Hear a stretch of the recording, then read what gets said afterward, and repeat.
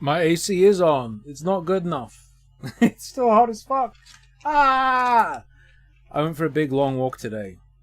Just to acclimate myself. But also, with Lucky being not able to walk, we're not going on our walks, so I need to make sure I go on my own walks so that I can actually go to sleep at night. Oh, the rough part is nighttime. Just fucking sweat pouring out of my damn ass when I'm trying to sleep. I need to make sure I'm tired enough to actually fall asleep. Okay. Yeah, I've got the announcement ready on Discord. It's there. Watch.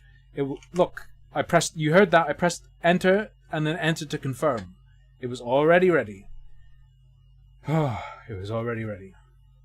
Yeah, we're gonna watch the Reckless Ben update.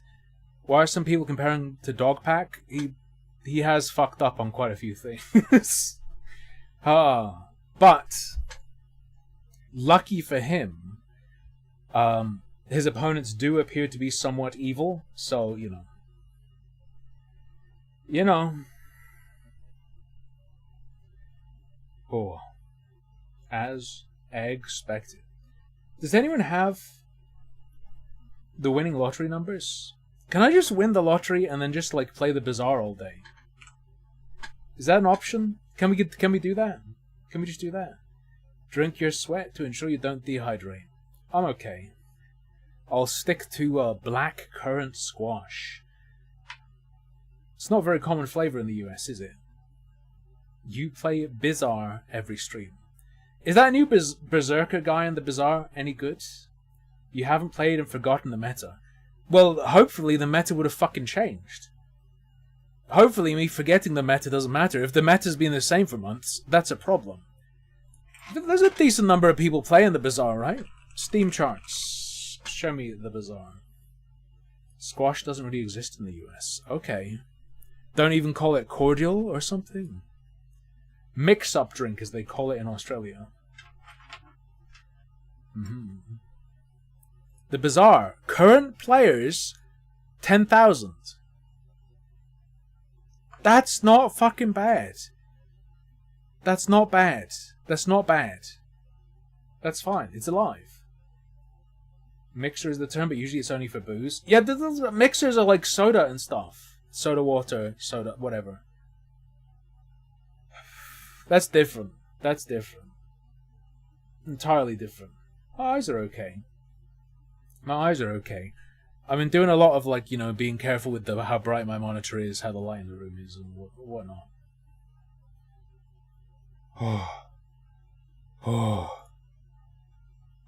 It's too hot. Welcome to the stream where I just say it's too hot every couple minutes. You came here to hear bitching about the sun? Boy, do we have an evening of entertainment for you. But also, Reckless Ben. Hopefully I'm far enough away from the mic that you won't hear the breathing too much. We'll see. I do have the aircon on, yes. It's fine. Everything's fine. Oh, baby. Do you guys know who the Birdman is? the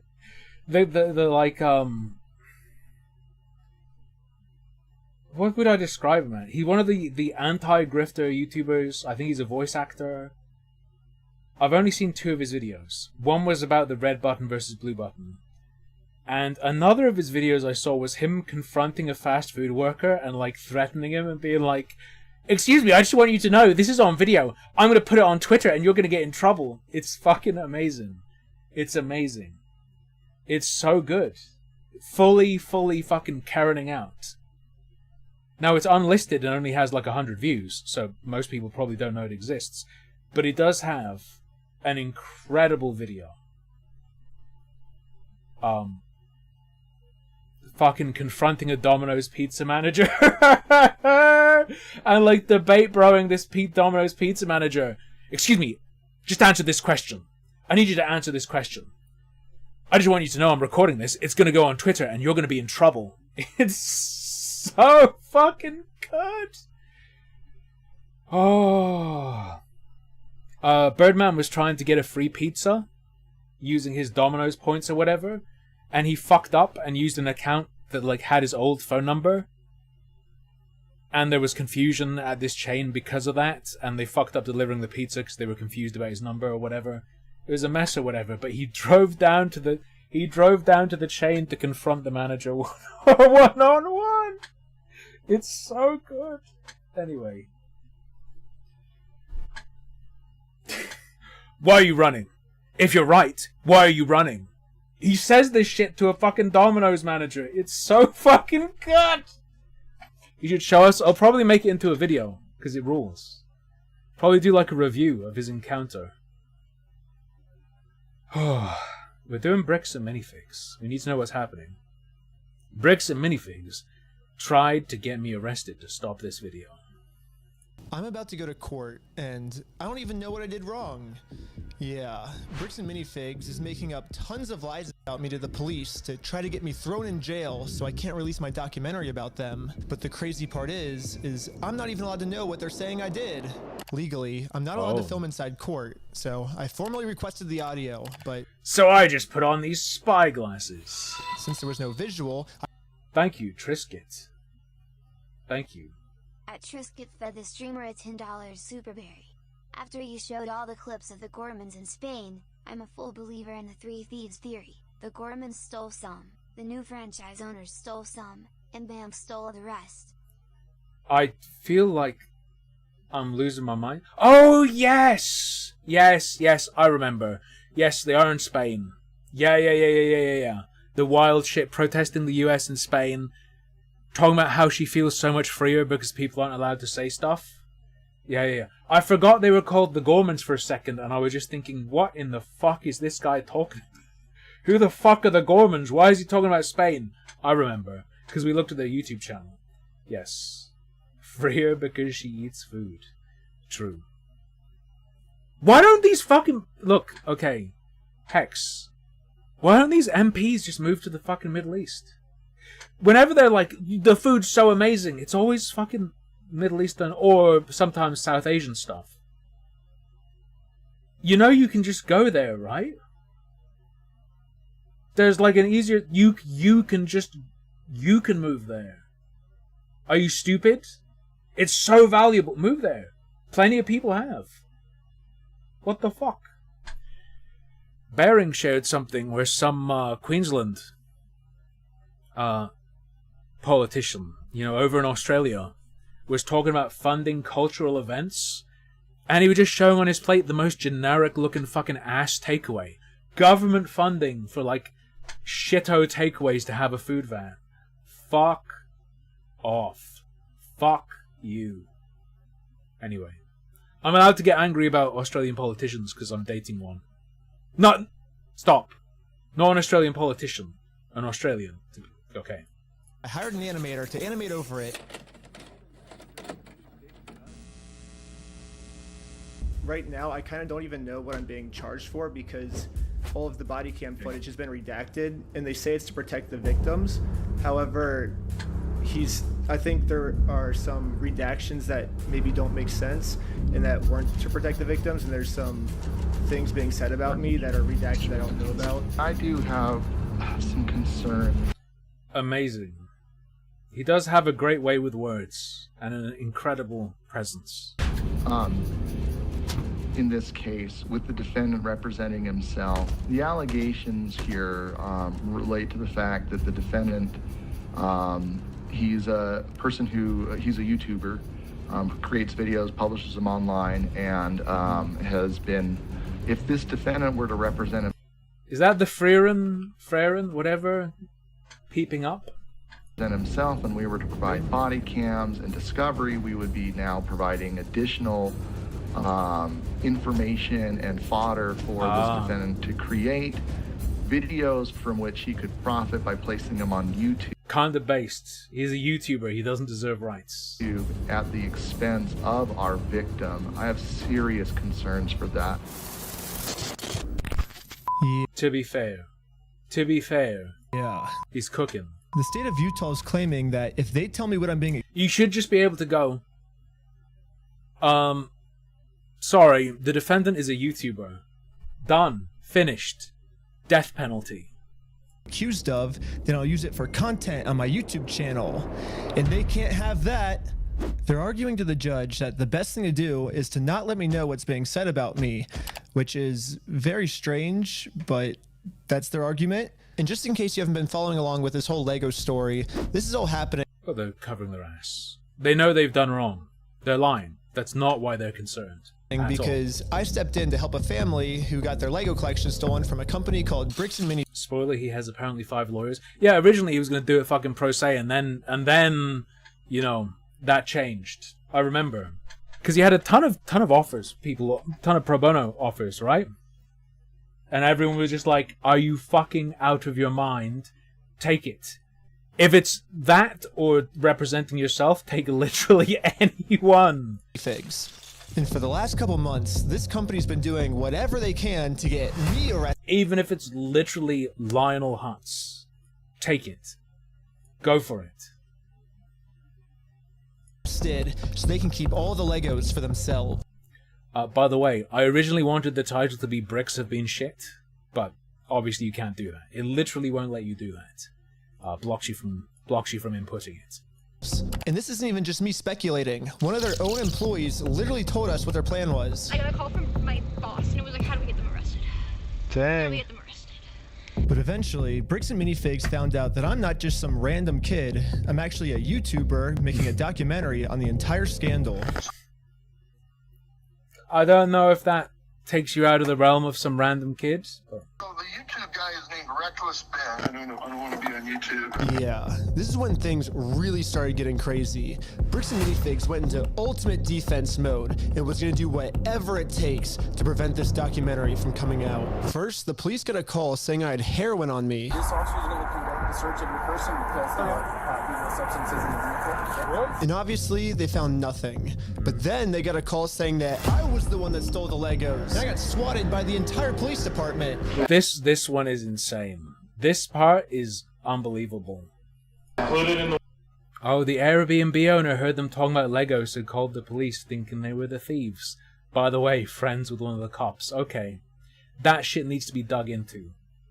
That shit needs to be investigated. That is some fucking conspiracy shit. For real. And we all got arrested. But right when I got out of jail, I got a warrant for my arrest for some mystery crime that I committed. Seems like this guy might. Oh!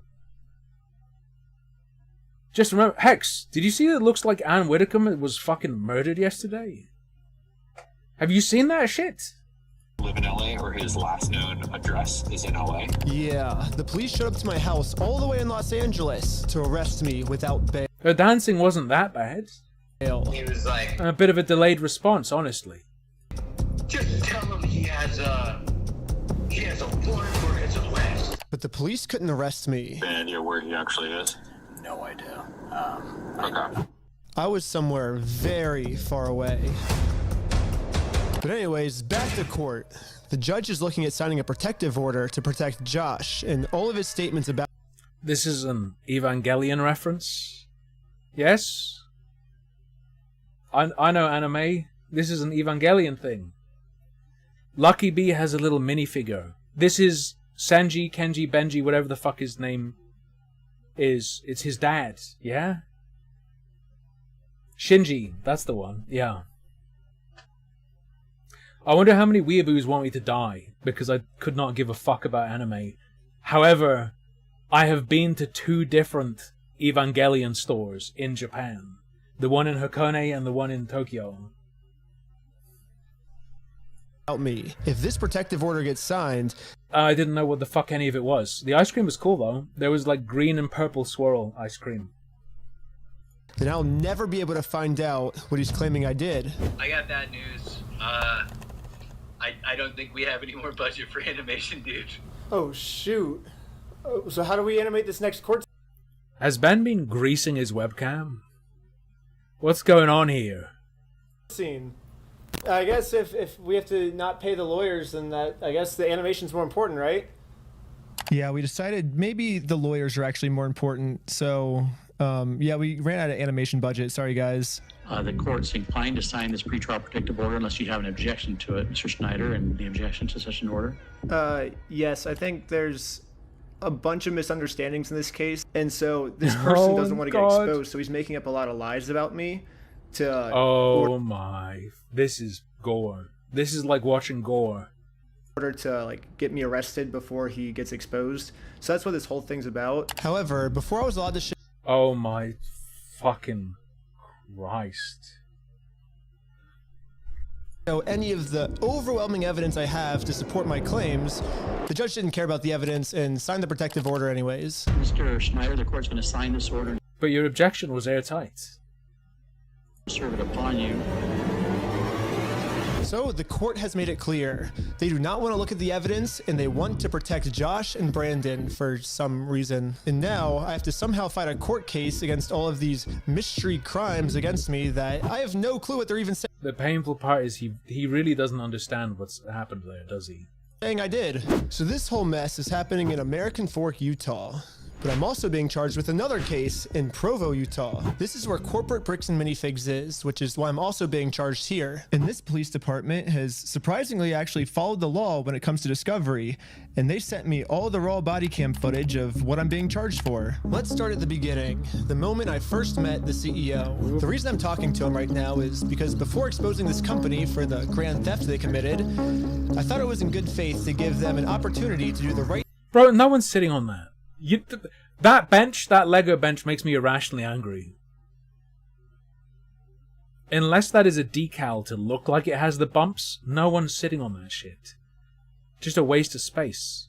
Ugly, painful. You got hostile architecture in your damn office. Gross.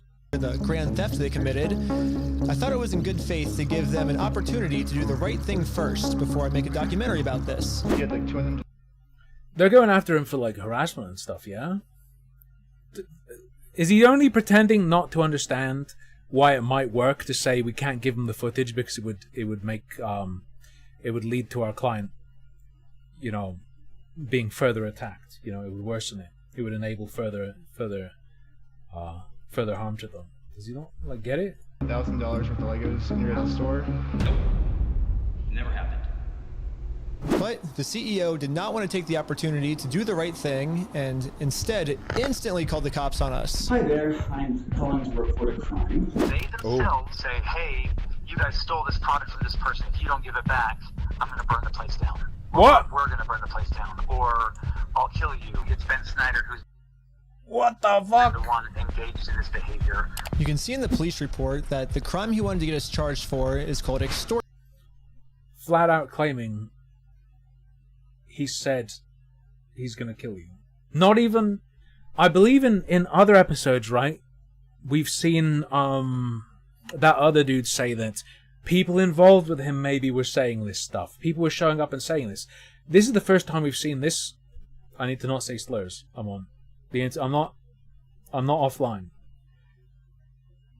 This is the first time we've seen one of these people say it was Ben. Yeah? Which basically means we're threatening him into paying us, which is very illegal. However, obviously he's just making all of this up. The reality is, I just thought it was a nice gesture to give him the opportunity to do the right thing first. If you guys do have our Legos, we just kind of want them back, you know?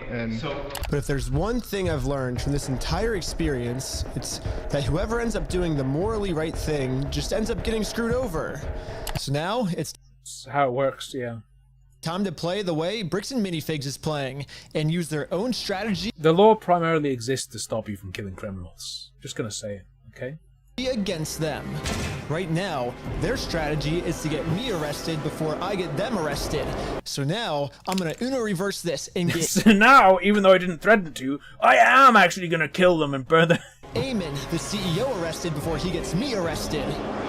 But if I'm gonna be the reason that someone's going to jail, I should probably make sure that they definitely deserve this. So, I'm gonna give them one more chance to try to do the right thing first. But instead of doing the right thing and attempting to work this out, Eamon just hid in his little office. And he called the police on me. I can already tell you right now, no one's coming out to talk to you guys. Like Really? But they told us that they were. I know. Normally I wouldn't want to get someone arrested, but we gave him every... Yeah, because they were creating a trap. They wanted you to still be there when the police showed up. It's a trap. They should get in so much fucking trouble. It should be treated, I think. I think at this point, given what we've heard from Bricks and Minifigs, it should be treated as swatting. If you call the police and lie to say that someone is threatening your life, it should be treated as if you're trying to get them killed. That Amon guy should go to prison, in my opinion. Opportunity to talk to us, so at this point... Either produce evidence that Ben said that shit. I guess it's possible. I highly doubt it. I highly fucking doubt it. Or you go to jail, I think would be appropriate. He's just arresting himself. However, the only difference between my strategy and Bricks and Minifigs' strategy is I don't have to lie to the police. Eamon McNeff actually... But I can, for fun. ...committed a crime. I have tons of crimes on camera that Eamon McNeff has committed. Let's start at the beginning with crime number 1. So what's going on? So you guys are holding some of our Legos? No, we're not. You're not? No. So who's Brian Mansell. Okay, and who is that? He's a guy who had he had like $200,000 worth of Legos in your guys' store. Nope. Never happened. Eamon was first trying to claim that he's never even heard of Brian Mansell, and this guy definitely never had any Legos in a Bricks and Minifigs store. But once we showed him all of the social media posts his own company made, it was very obvious that we just caught him in a lie. So the CEO decided to change his story, and now the story is the Legos used to be in the store, but the previous owner, Crystal, she stole the Legos right before they took over the store. Back up We the don't easy way. have the Lego. Crystal sold the Lego. The only problem is their security camera footage of the previous owner getting kicked out. These are ones that he has not been paid his percentage yet. And if I don't have the tickets, I won't know how much I need to pay him. That's a business thing and not necessarily yours. He's taking on the business, he takes on all that consignment liability. Corporate just said that they're going to be the ones to take over the consignment deal with all the Legos that are still in the store. And as extra proof that these Lego sets were still in the store, the owner went into the back and started taking pictures of everything that you can verify in the metadata with the timestamps that match the exact moment she's getting kicked out. And then you can see her leave the store with nothing in her hands, proving that the sets were still in the store and the CEO is lying to us right now. But that's only one side of the story. I also thought it was fair to hear his side. You sent a bunch of pictures of the Legos still in the back, and you can see in the security camera footage, corporate comes and throws her out. Great. I understand what you're talking about. Great. But you have a misunderstanding of what has occurred, and you're taking one person's word over another person's word. You need to go after the That's your response to him talking about film and photo. party that's responsible, and you don't want to because that's not easy. You have accepted a narrative that is not real, and you are continuing to pursue that narrative because it's easy and it gives you views and it gives you all sorts of clout and does all sorts of things that way. He would get fucking hella views from tearing the Gormans to shreds because there's also like an anti-woke appeal to it. So basically what the CEO's trying to explain to me is we shouldn't be looking at the implication being this would get views, going after them wouldn't, or whatever, dealing with them wouldn't. That's not true at all. Shredding them to pieces would also get a lot of views. The evidence. Instead, I should just be taking his word for it because he said so. Crystal Law was a former franchisee of Bricks and Minifigs. Yeah. She took Mr. Mansell's Lego, sold it, didn't pay him, she has his money. But she sold his Lego, she has his money. To make it easier for you guys to understand the CEO's argument, we're going to demonstrate his argument with a little skit. Oh, that wasn't a backflip. No. Oh, are you sure? You have a misunderstanding of what happened. Yes, this is the exact argument the CEO is trying to make. Something we just saw in video, the CEO is saying never happened, which would mean the CEO's lying. And most people would agree that lying is morally wrong. However, if you lie about a crime, the way Eamon's lying to me right now, then that's not just morally wrong anymore. That crosses into new territory called illegal. The specific crime is called obstruction. If someone commits this crime, they can get arrested. Specific crime is the intentional act of impeding, influencing, delaying, or interfering with an official investigation or legal proceeding. Called obstruction. Come on. If someone commits this crime, they can get arrested. Ben. We're at the police station, and we're going to charge him with a criminal crime, obstructing of evidence of a $200,000 theft. And good news for us, we found out last week that all of the police in Utah take obstruction very seriously here. Right, For a second, I didn't notice that, I didn't notice that this was showing the YouTube browser on a monitor, and I was like, what the fuck is Noah Sampson doing here? The police arrested my friend Sheldon for obstruction just for locking his phone. Right now, you're attempting to destroy evidence. Okay, put your hands behind your back. I was just locking my phone. You're under arrest for obstruction of evidence right now. The crazy part is, the police didn't even have a warrant, so Sheldon locking his phone was 100% legal. But the police arrested him anyways, because that's literally how serious the police take obstruction crimes. You have to be ready at any second for... If a police officer grabs your phone, you have to be ready to yell, "No, my child porn!" No! Here, they do not mess around when it comes to obstruction. So now, just imagine how angry the police are gonna be when I go into the police station and tell them that someone is actually, for real this time, committing an obstruction crime. And this obstruction crime is on a much bigger scale. Later, the police called me saying that they were gonna do a police investigation on this. Hey, Benjamin, this is Officer Halpern from Provo Police. I told the detective the entire situation. He was saying that this family's Lego sets were never even in the store, like all of this stuff, and it's all documented. I have video of all of him saying this. I think he's like falsifying evidence, and I think that's obstruction. And now that we stole Bricks and Minifigs' strategy, I think the plan is finally gonna work. Looks like the CEO is going down. I mean, I submitted the videos of Eamon saying we're gonna burn down the building and shoot him. They themselves say, hey, that shit's crazy. Stole this product from this person. If you don't give it back, I'm gonna burn the place down. Or we're gonna burn the place Ben, this is him trying to get you fucking killed. down. Or I'll kill you. And then I submitted all the raw footage of the entire conversation I had with him, proving to the police that we never even said anything close to this. This raw footage verifies that everything I told the police is true, and everything Eamon told the police is a lie. On top of that, I even got access to the complete case Eamon made against me, and he doesn't have a single piece of evidence to support any of his claims. Which I guess makes sense. Like, how can you support evidence if you're just making everything up? Like, of course you can't submit anything. So if the police have to decide what case to pursue, they're obviously going to pursue this case because it has like a ton of evidence. And then they're going to throw out Eamon's case. It has no evidence at all.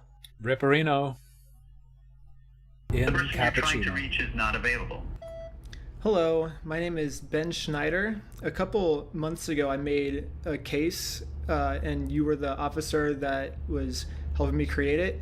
I submitted a bunch of evidence through a link you sent me, and this was a couple months ago, and I haven't heard anything back. And so I'm just calling to see if I could get some type of update on how the case is going. It's about the CEO, Eamon McNeff of Bricks and Minifigs, in an obstruction case. Amon is a demon's name, by the way. Just so you know. And so if you could give me a call back at your earliest convenience, that'd be awesome. Bro is literally named after a demon. I'm just saying. We're sorry. Your call cannot be completed. Yeah, literally no matter what I tried, I could not get a hold of this police officer. So I'm traveling all the way back to Utah to go back to the Provo police station in... I'm sorry you had to deal with my brother Amon. Don't worry. I'll deal with things from now on. You can contact me. Sorry, what was your name? Yeah, I'm called Belial.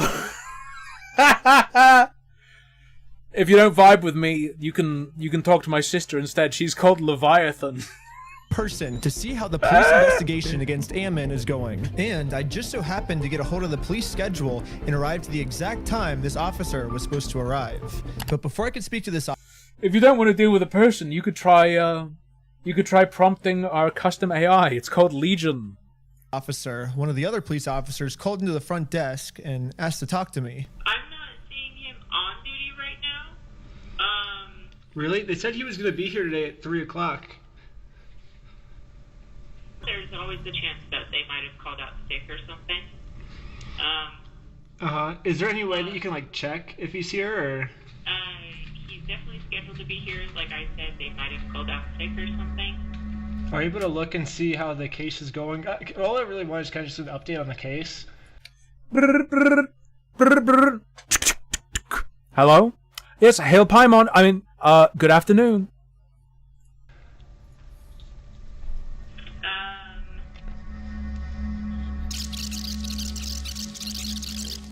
That's not something that I can tell you over the phone. Okay, you can't even just tell me like how it's going, like if he's still looking into it, or?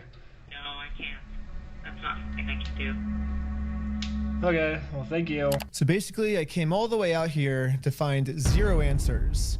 But eventually, I did find an answer. They sent it to me in the mail. And looks like I was right. The police only have... Dude, speaking of mail, and mail taking a long time.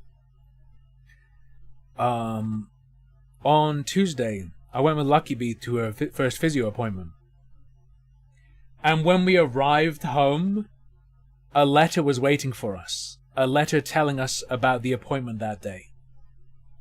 With the NHS, you gotta fucking make sure they tell you when the appointment is and like harass them and make sure you have the app and stuff. Because they'll be like, it's fine, you'll get a letter. These fucking letters show up after the appointment. It's insane. Had time to take on one of our cases, and it was Ammon's, not mine. Yes, the case that had an overwhelming amount of evidence. They thought that case was garbage, and they took on the case that has 0 evidence at all. In the police body cam footage, after the police watched my full conversation, proving that I didn't threaten to burn the place down or literally anything, they even admitted to Ammon that there was no credibility with his entire case against me. Nice. We agreed that there really was no extortion code that would fit your situation. However, you know, at the end of the day, we do want to help you guys so you're not having to deal with this fool and all of his issues. We did find that there was another code that fit, and it's called aggravated commercial obstruction. The police just told Ammon that even though there's absolutely nothing to his claim against me, if they work together, maybe they can fabricate some type He's turning into a damn cartoon spider of charge against me. However, the tricky thing is that we have to prove that this individual either entered or remains unlawfully on the premise. When he came to the property, did you have to ask him more than once to leave? Yes. Okay. You know, bro, you basically told him to stay there. Not leaving until we get it, and he's like, no. Like, so Ammon's telling the police that even though they continuously told us to leave, we didn't leave. But if we go back and look at the he fucking tricked you into staying. Footage of what happened, this is the reality. So when they say go to corporate, how do we respond next time? I have no idea. You have to take it up with them. It's your thing with them. That doesn't involve us. Okay. As a separate business entity, you got to take it up with them. You got to resolve it with them. Okay. Well, thanks so much, guys. Yeah, sorry, guys. Good luck. Sweet. Thank you. Hey, do you want to talk? They're on their way out. If you want me to grab them or not? I don't know. It kind of looks like the reality of what happened is we left too early for them. They wanted to pull us back in to keep talking to us. But we did show back up a second time, and to Ammon's credit, about halfway through the conversation, he did say that if we don't leave, he's going to call the cops on us. You can leave. If you come back here, we will call the cops. If you don't leave right now, I will call the cops. So you don't want to do the easy way? And this is right after I told him you could do it either the easy way and just give us the Legos back, or we can do it the hard way, implying that we would take him to court. So you're threatening me. I'm not threatening. We're right. Like, we have a right to the Legos, so we're gonna get them the easy way or the hard way. What proof of ownership have you provided to me that you own? I feel like if you like leave right now or I'll call the cops, and then you start asking questions, you've negated your request that they leave.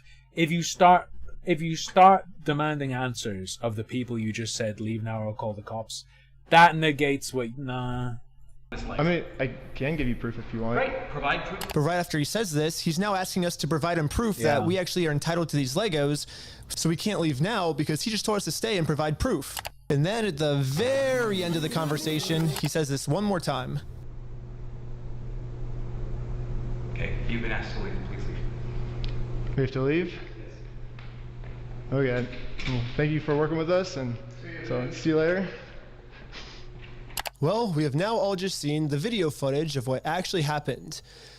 But now let's hear how Ammon describes it to the police. Guys, at this point, I've asked you to leave. Please leave. Well, you know, like, you have to listen to us. You have to pay us this money. No, guys, you need to leave, and you're not leaving. Like, but I asked multiple times, they did not leave.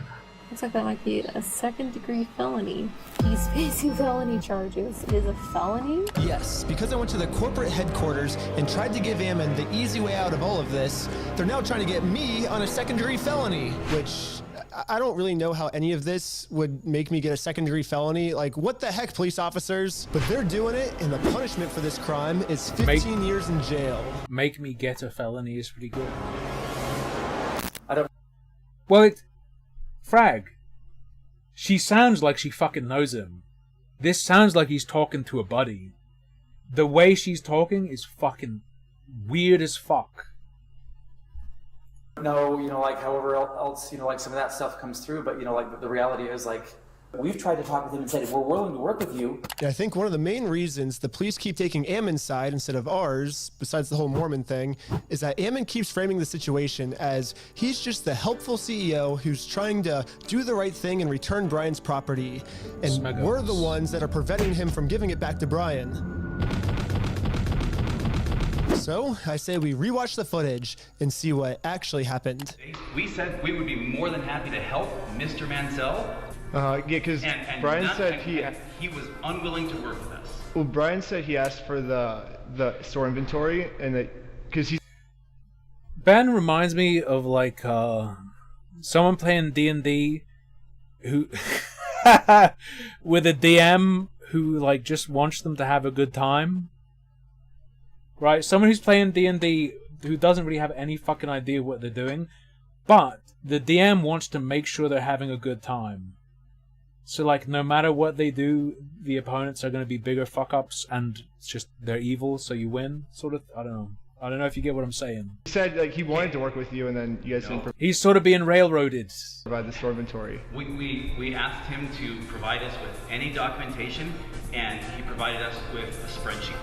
A spreadsheet is not something that anybody, you know, like you can just walk over to a McDonald's right now and say, all of your ice cream machines belong to me.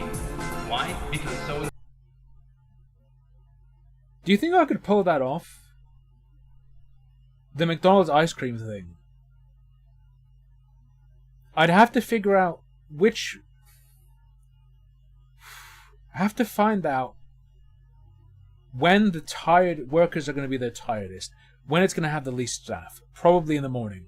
I need to find the staff member who looks most like they're done with life and do not give a fuck. Maybe not go like, all your ice cream belongs to me, but like, yeah, hey, I'm here for the party. The order for 100 ice creams. Oh, you don't have it ready. Well, I really need it. I can wait for a bit. I came early. You were supposed to have them ready early. If you do them right now, it's going to be fine. I guess there aren't many people around. Are you going to be able to do it? Like, maybe, might be able to do it. And I have a spreadsheet that says that all these ice cream machines belong. That's not proof of ownership. That's not proof of anything. So first off, this spreadsheet Ammon's referring to wasn't just some mystery spreadsheet. It was the actual inventory the store made. But I guess Ammon's trying to claim that the previous owner stole the Legos and then lied on the inventory, and so now it basically makes this inventory invalid. He said that when corporate was taking over the store, that they actually did their own inventory, and this is the correct inventory. When we took over, we did an inventory. And good news for me, he's willing to give me this inventory. He's actually always been willing to give it to me or Brian. All we've ever had to do was ask. We will work with you to obtain any Lego that There was on the phone with the other guy as well. does exist. Well, we did that, and you guys. When? I think like 5 or 6 times, and we've gotten 0 response back. Yeah, literally the first thing I did right when I heard about this entire situation was I googled Bricks and Minifigs, clicked on their website, clicked contact us, and sent them a message. I actually got a message back from corporate saying that they would love to help, but after a few months, I kept trying to reply to this message, and they just completely ghosted me. When? I think we've done like 6 over the last 4 or 5 months. Pull it up. Find out. Tell me when. Let's see. I said like, hey, I don't think this ever got resolved. I'm just reaching back out right now. And then no. Do you think if Ben was a legit Mormon or knew enough to pretend to be one, that he would have gotten different treatment during this little investigation? No, because I think it's. While there's the Mormon community connection thing at work, it seems pretty apparent. It's not merely that they're Mormons. It's more like it could have been like they could have been like this linked up Muslims. They could have been linked up Jews. It's not that they're It's not merely that they're Mormon, it's that they're part of that local Mormon community, I would suggest. Hit forward right now. Resend it. What's the email? That is I don't know what email address that is. This is on your guys' website. That says fbc.team. I said. The commentary of some of the Mormons in chat would suggest to me that it's not all that sort of web isn't all encompassing. Franchise at bricksandminifigs.com. Well, this is just on the website, so. Did I tell you look up something on the website and send it there? Well, did I say that just barely? Well, that's what. Yes or no? Did I say that? No. I just said send me an email to franchise@bricksandminifigs.com and we will work with that. But you're getting mad at me because I emailed the email on the website. You keep saying that you like. So I understand that, but I'm telling you. We have Mormons in chat, We have a bunch of Mormons in chat. We've got Zero, he's not here right now. We've got Wildfine. I think we've got a few others too. Right now, and you're trying to argue on something that I didn't give you any information about. I'm telling you, send it to that one. Yeah, but you're like getting upset at us that we emailed the email that was on your. This feels like a trap. This feels like bait. Your website. No, I'm telling you the way to do this, and you've been probably trying to communicate with a ghost. Well, that's your guys' fault for putting that email on the website. Sure. Okay. Understood. Ben, so why are you getting mad at us because we emailed the website for your instructions? You continue to harass us for all sorts of things. I'm not getting mad at you. Well, we're not harassing. We're just asking for our Legos back. If someone stole money from you and you went and politely asked for the money back, is that you harassing them? It seems like Ammon kept either trying to stall or switch the subjects. It almost seems like he doesn't want to actually He really fucking wants them to contact that email. give us this inventory. What? He keeps saying he's willing to give it to us. You guys can send that inventory list to us? What? I do believe so. Yes. I think we have sent that to Brian. He says he said that's all he wants is the inventory list, and he'll stop like bugging you guys. Well, then, Mr. Mansell and you, and if you want to be included on the emails with Mr. Mansell, that's totally fine. You guys can email us, and we can go. But you guys will give him the inventory list because he said he's been asking for it for over a year now. We can show the inventory list that was obtained when the store was originally taken over from Crystal Law, and we can work through that process and try and identify what was or wasn't there, and also try and identify how to proceed from there. Yeah, well, I think Brian gets upset because he says they always say that they'll send me the list, kind of like how you're saying. We can send it easily, but then when it comes down to it, you'll never actually send it. So maybe I think it's pronounced bail, though, unfortunately. If you actually go ahead and send it, it would make him feel better. Well, Muse have a couple of good ones. Plug-in Babies Muse, right? I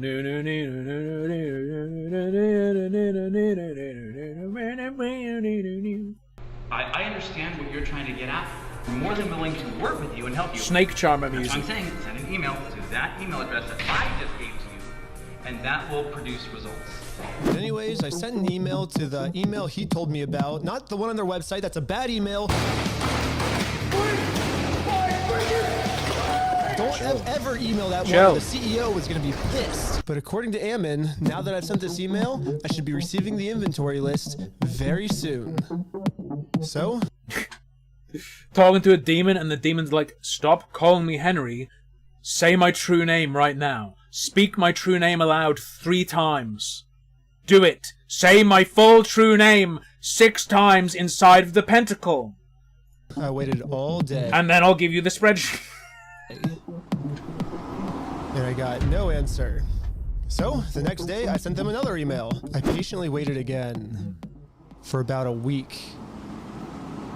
And finally... This is the response. Mr. Schneider, BAM Franchising Incorporation will not participate in any form of communication that appears designed for public provocation, harassment, or manipulation of facts for the purpose of media content. This is literally solicited contact. It cannot be harassment. Attempts to obtain privileged or confidential... This was literally, explicitly solicited. ...information through misrepresentation or the creation of fraudulent documents. Just for me asking for this inventory list to prove their innocence, because I want to give them the benefit of the doubt. I want to be like, hey... Me being like, hey, You want to talk on stream sometime? Send me an email. I got you now, fucker. You actually emailed me? I'm going to the police. If you're innocent, I want to prove that you're innocent with this inventory list. But now, by me trying to do that, that's criminal behavior on my part. And considered harassment. And we reserve all rights to refer such behavior to appropriate legal authorities, AKA the cops. So don't ask for our inventory list, or else we're going to call the cops. Yes, Bricks and Minifigs has officially banned me from ever asking for this inventory list again. And I'm not the only one who's banned from asking for this list. He promised us a full inventory right away. We've never received it. Yeah, and every time it's been just absolutely nothing. So we've never gotten anything. We've never gotten an inventory list. Yeah, the previous owner, they're in their car because there are a bunch of migrants out at the moment, who got her entire store stolen from her by corporate. I mean, she's legally required to get sent an inventory. She's legally retarded as well, just saying. List, and even she 2 years later has not gotten it yet. It would have resolved everything because they would have had to identify everything in the store, and it would have identified all of Brian's stuff, and they never provided it, so we couldn't then demand the third. Oh my god. I need to check. Hope this gets settled before Nargi finds and kills them. Ooh. Igram in the chat, by the way. If I search Gormans because this is so popular, no. What's their channel called? How do I find Gorman?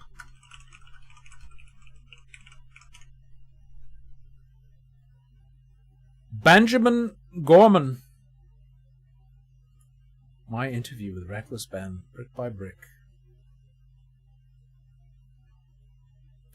Now I can't remember why I wanted to look this up. Oh, I know why I wanted to look this up. I wanted to look at their GoFundMe. I wanted to peep their GoFundMe. Help us in our legal fight. Oh my god. Fuck me sideways. $86,000 of $90,000 raised. Beyond raped. Beyond raped. Oh. That's going straight to frog costumes for their protests in Spain. And it's now, what, a year and a half later? You know, who knows what. Still no inventory. Dang. So, would have solved a lot of problems a year and a half ago to go, here's the inventory. And even Brian still hasn't received this inventory list yet. I've never received an inventory list. I've never received a record of sales because they can't provide it. They opened the store up almost right away and started selling it.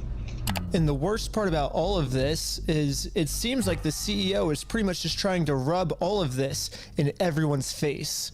When I turned on the news, I saw this. Now, as far as offering Brian the inventory, have you gone through the store, figured out what was part of his collection, taken inventory, and shown him that inventory to offer that? One day, this interview will learn how to shave. We've tried to share those. And Amon sort of needs to as well, to be honest. With Mr. Mansell in hopes that he can see, you know, like that we were not attempting in any way, shape, or form to withhold anything. Those then were offered to him, and the initial offer was rejected. So now on public television, Ammon, the CEO, is telling the world that he tried to give us this inventory, but we're the ones that didn't want it. We do want to help him recover as much of the collection. Our number one priority right now is to ensure that he gets made whole. We know that we have a responsibility to work with him to make sure he does get made whole. So you've offered Brian the inventory of sets that was in the store? Yeah, whatever was left over, we've offered that on multiple occasions. So we've tried to make multiple offers, and hopefully we'll be able to get them to the table so we can... Down, what's on that list of sets you offered? Discuss it. And this is pretty much Ammon's game plan now. Go on as many news stations as trick you into accepting the offer and go, haha, and now I will give you everything. There was nothing. You get 0 Lego. You can. Good day. And lie. The entire time we were saying, hey, we want to help, we want to help. The main narrative now seems to be Bricks and Minifigs has always been trying to give Brian his Legos back, but Brian just never wanted them back. Would you be willing to just take this? And the answer was no. It was attempted to be given to the family, and it was refused. They made the offer and said, hey, you can have all this. and that offer was not accepted at the time. All this. Well, that's Ammon's What side is of the this? story, but I say What let's take is a look this? at what actually happened. Read from the bottom up. That is our correspondence with Bricks and Minifigs, trying to work with them in getting the sets back. So right when this happened, Brian hired an attorney to reach out to Bricks and Minifigs. They sent an email saying, how should we proceed to retake the possession of the sets/minifigures? And they actually emailed back saying they were willing to help. And then after this, they just never respond. So Brian's attorney sent them Wonderful. another email, just following up on this, when can we pick up the sets? And they still didn't respond. So the attorneys emailed back saying, it's now been 16 days. How can we get these Legos back? And finally, they received a response. That's the neat part. You can't. It says Brandon Best and Joshua Johnson have no legal obligation to return any of the Lego product that exists in their store to you. What? So yeah, basically they're saying that they're the ones that are not able to work with you, is what it seems like. Exactly. They finished this email saying, we consider this matter closed and will not be returning any Lego products to you. So as you can see, that's the reality of what actually happened. But then Ammon goes on Fox News and says this. So they actually did have an attorney send information to us. We said, great, appreciate this. Let's see what we can do to work this out. Yeah. And then we never heard back. So why is Ammon going on like Fox News then and saying we wanted to give Brian his stuff back? He's the one that didn't want his stuff back. He didn't want any of his things. That's my point. I don't know. He's lying. I truly do believe in integrity. Truly, I believe. I believe in the No corruption intended. No shyster behavior intended. If you just say that before any transaction, you can't scam. You can't be a trickster. No deception intended. No. I love it. Don't you love it, folks?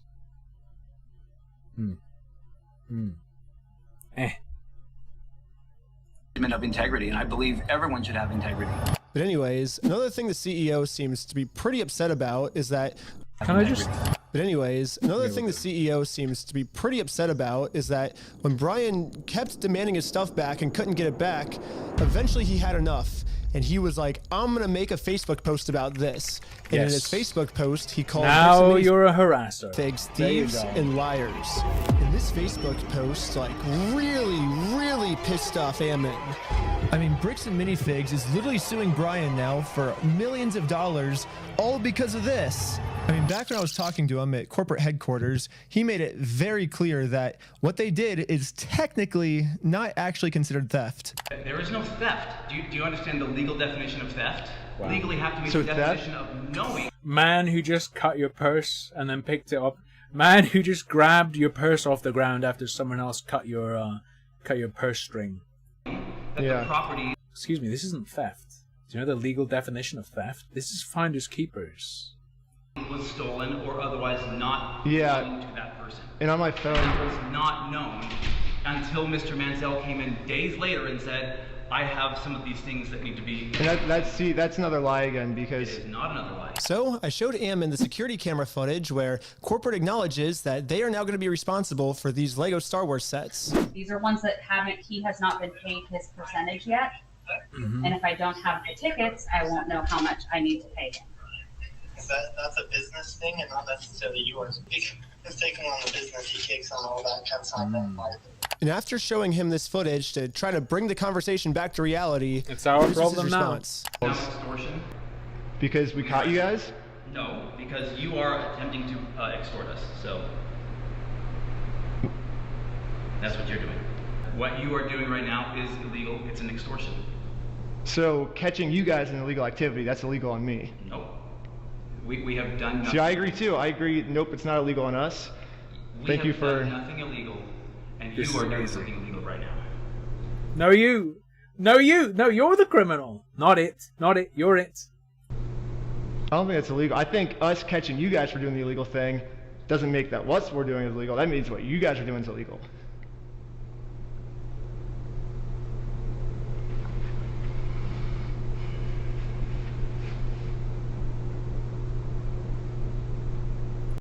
He's calling his BetterHelp therapist right now. He's about to explain everything to Rage Out. Okay, you've been asked to leave. Please leave. We have to leave? Okay. Well, thank you for working with us. And after just going around in circles for probably 30 to 40 minutes and just, you know, having like kind of I know you're illegal, but what am I? Less than... That works on ICE agents, by the way.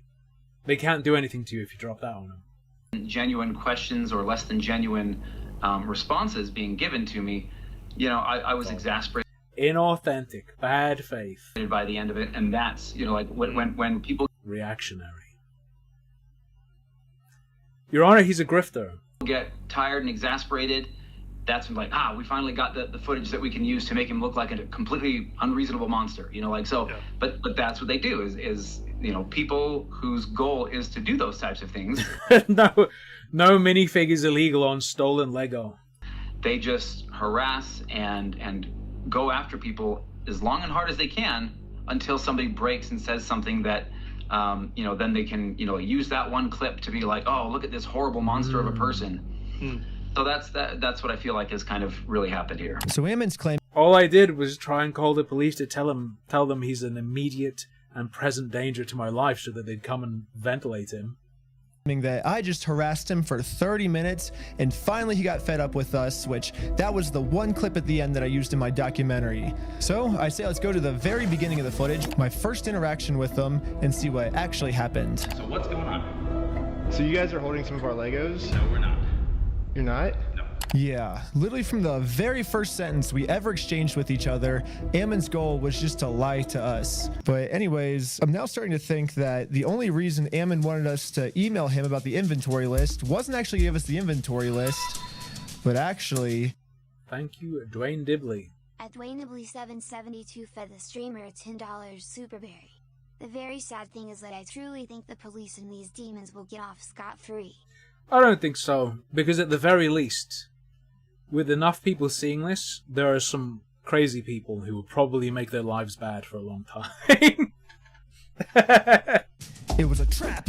Yeah, Ammon only wanted me to email him so he can find out my email and subpoena Google and find out all of my private information. This is gonna be some, like, cult shit. For a not insignificant, but still handful of people. It's gonna be some people's life work, I'm telling you. You think I'm lying, but they actually did this. This is gonna be like Q. This is gonna be like Pizzagate or something for some number of people. They subpoenaed Google asking for all private information tied to this email address, and Google sent them like hundreds of That was the bear trap, I guess. Hours of all the raw footage from everything I've filmed to the Lego video so far, all my emails, all my search history, all of the metadata that shows everywhere I've been. But anyways, this was the reaction of the police officer after she watched my entire first episode. I'm really curious to see, like, if this fool even makes any money doing this YouTube stuff. I'm like, if it's enough for him to travel to another state just to go get some footage. It doesn't even sound like his like secret. Who the fuck does she think she is, Mr. T? Information doesn't even seem credible, from my understanding. No, so it sounds like you were able to watch the video. I think by secret information, the police officer is referring to the security camera footage that proves that everything Bricks and Minifigs is saying is a lie. My first question is, how could this not be credible?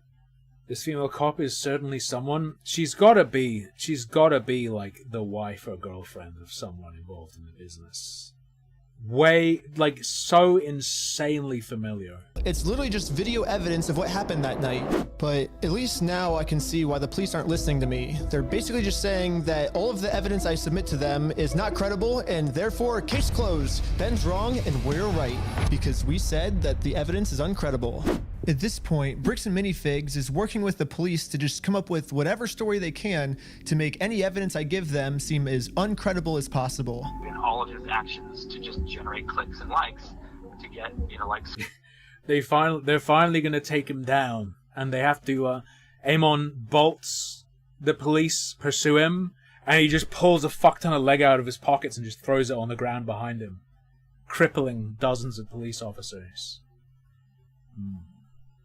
Social media clout without putting in work and just doing the crummy stuff.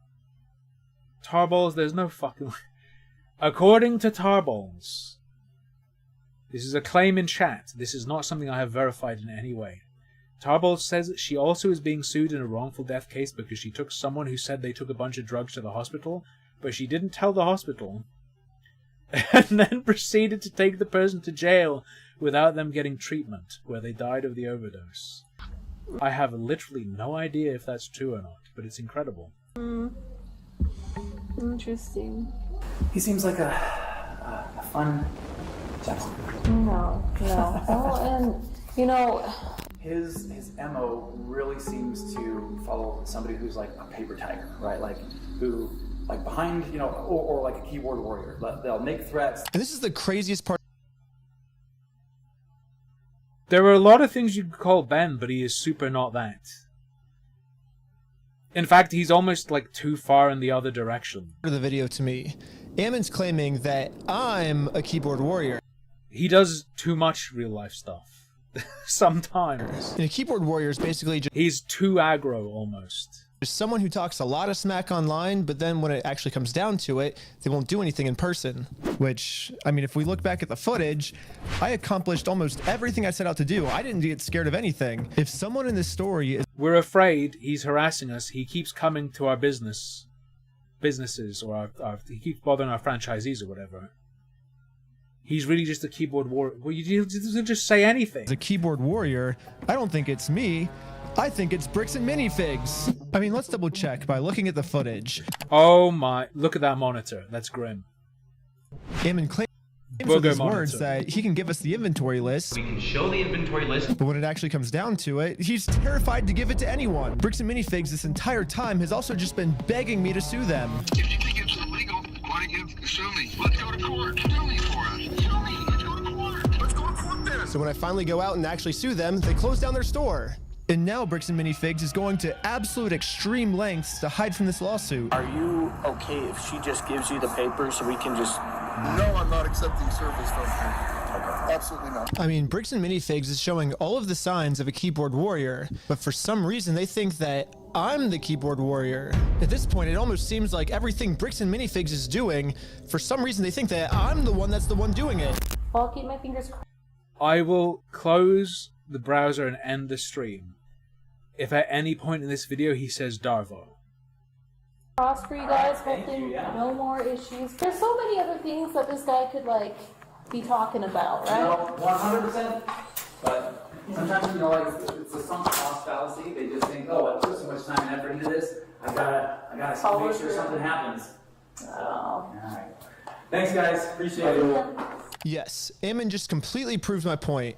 Obviously, I'm not suffering from the sunk cost fallacy at all. Ammon's the one suffering from the sunk cost fallacy. I mean, they literally already admitted to me that they've held onto the Legos for so long, it's not worth it for them to give it back to us anymore.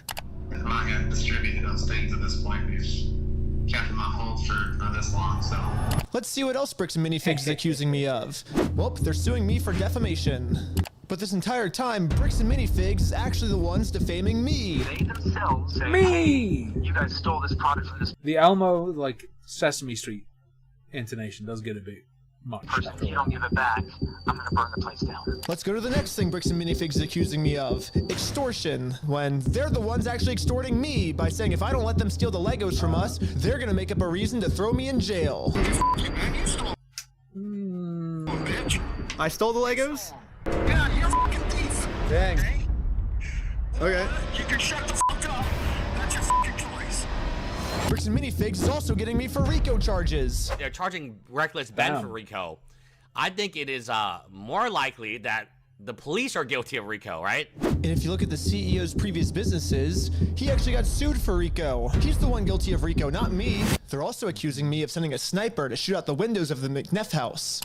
What does that mean? Racketeering something something. If you guys want to come to, you can see the window and see where they were shooting from. It could be a sniper blade on the hill. When the police got there, they realized it was actually a construction worker who accidentally shattered the window. It seems more likely that it happened from construction work than it happened from some random people across the way.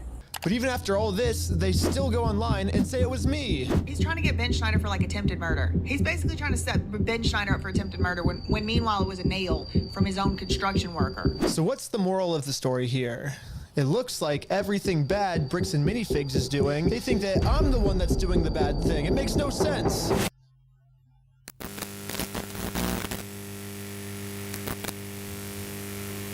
So, Reckless Ben showed up to our franchise. The entire back of his truck full of jars of piss. He said it's a martial art. Just to let you know, we call it double blind. The person who committed the crime may or may not be in the lineup or depicted. So I will give this to you. You'll have as much time as you need to choose someone or to not choose anyone. Whenever you're able to feel that you have ID'd somebody, I just ask that you circle it and then initial next to it. And then, like that? Perfect. Okay. There you go. Blamco. Okay. Cool. Really, this was like the final step that I needed. This is legit. We've been able to verify who he is now. Yep. This is legit. The police saying this is legit. So the police put on this big She's like a character. She's like a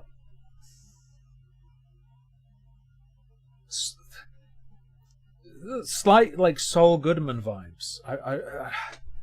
performance to make it look like they're going to all this work to verify the facts. Steam sound is in the video. When in reality, they already know who I am. They already subpoenaed Google. They already watched my entire first Lego video. They already went through all my search history. To me, this just feels like a staged performance so they can show the world, hey, look, we verified everything, when if they would have just put an equal amount of effort into watching the raw footage I submitted to them, they would have found out that Ammon's just completely lying to them. But for some brother, they know. They've seen all of it. They know. They know. some reason they didn't. A few weeks later, when I ended up going to court, this was the staged response. My name is Nick Mielstein. I thought that couch was literally turds. When it first flickered on the screen. You need to get rid of it, man. You need to replace that. The prosecutor. Is Benjamin Schneider here? Yes. If you want to take care of that today, we can do what we call a plea in abeyance. Were you able to see the footage I submitted to the police of our interaction? I have not watched it, no.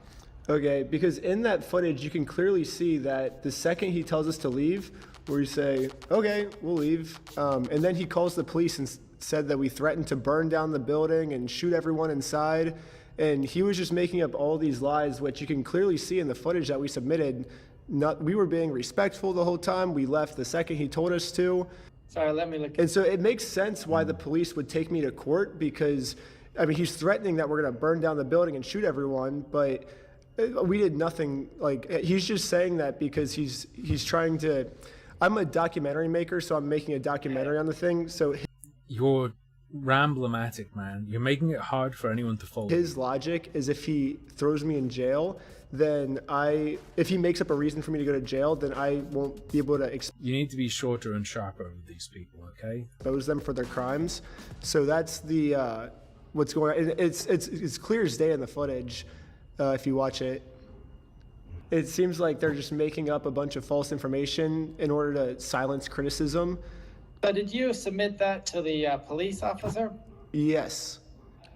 Is the footage going such that it's still going like when you step out the door?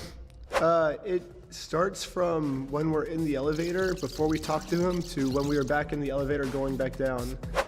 Obviously, a video doesn't necessarily show everything that possibly happened. So according to the state of Utah, the raw video that shows everything that possibly could have happened is not credible and could not have shown everything that possibly could have happened. And they didn't even watch it. They're literally just taking... You could have come out. You could Ammon's have come word back for in everything even. and completely ignoring all the evidence. So where does this leave me now? Not only am I being charged with a bunch of mystery crimes in American Fork, Utah, but I'm also being charged with a second-degree felony up to 15 years in jail in Provo, Utah. And now that they have written proof that I'm committing all of these insane crimes against them, I mean, obviously Bricks and Minifigs just made up everything, but that's not how the court sees it. The court thinks that these are real. And for whatever reason, the court wouldn't let me share my side. They only heard Bricks and Minifigs' side. Ben's side was not in. It's over. In the room, was not heard. The court signed an order erasing his published work on the strength of the company's verified complaint. It's our boy. And the company's motion with no one there to say a word against it. Yeah, the judge granted a temporary restraining order, preventing me from even talking about Bricks and Minifigs, which sucks because this was the night I hit 1 million subscribers. He's not talking about his fucking upload, Midge. He's talking about the actual raw clip that he sent in, yeah? And all my friends threw a giant surprise party for me.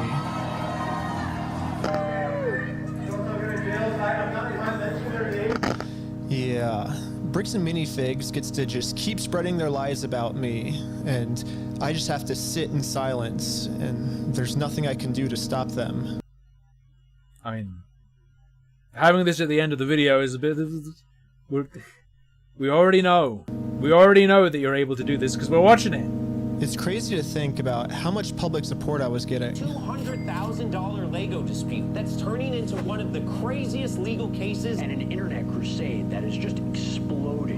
The 200K isn't quite accurate, though. $200,000 Lego collection. This $200,000 Lego scandal is literally one of the craziest things I've ever seen. I think this might be the best video that I've seen. This is one of the crazier stories I think I've ever covered. Run by Mormons. Legos. Reckless ban. The damn glazing me montage.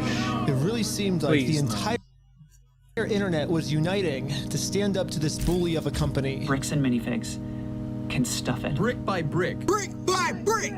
Brick by brick. Oh man. Oh fuck, this is painful. Oh fuck me. It did seem like we were right about to get the Legos back, but I was wrong. Now the court has silenced me. And it looks like all the work I put into this. But like I said, there's gonna be like a schizophrenic with a gun that Bricks and Minifigs will have to be worried about for the rest of their natural lives. This was just for nothing. They're in so much danger. They're like in so much danger just forever now. Nothing. So even if they fuck Ben up or whatever, it's like, welcome to Hell World. However, people were pretty upset that I was silenced and decided to protest. Brick by brick. It sucks that I'm not even allowed to be a part of this movement anymore. Brick by brick. This is really painful.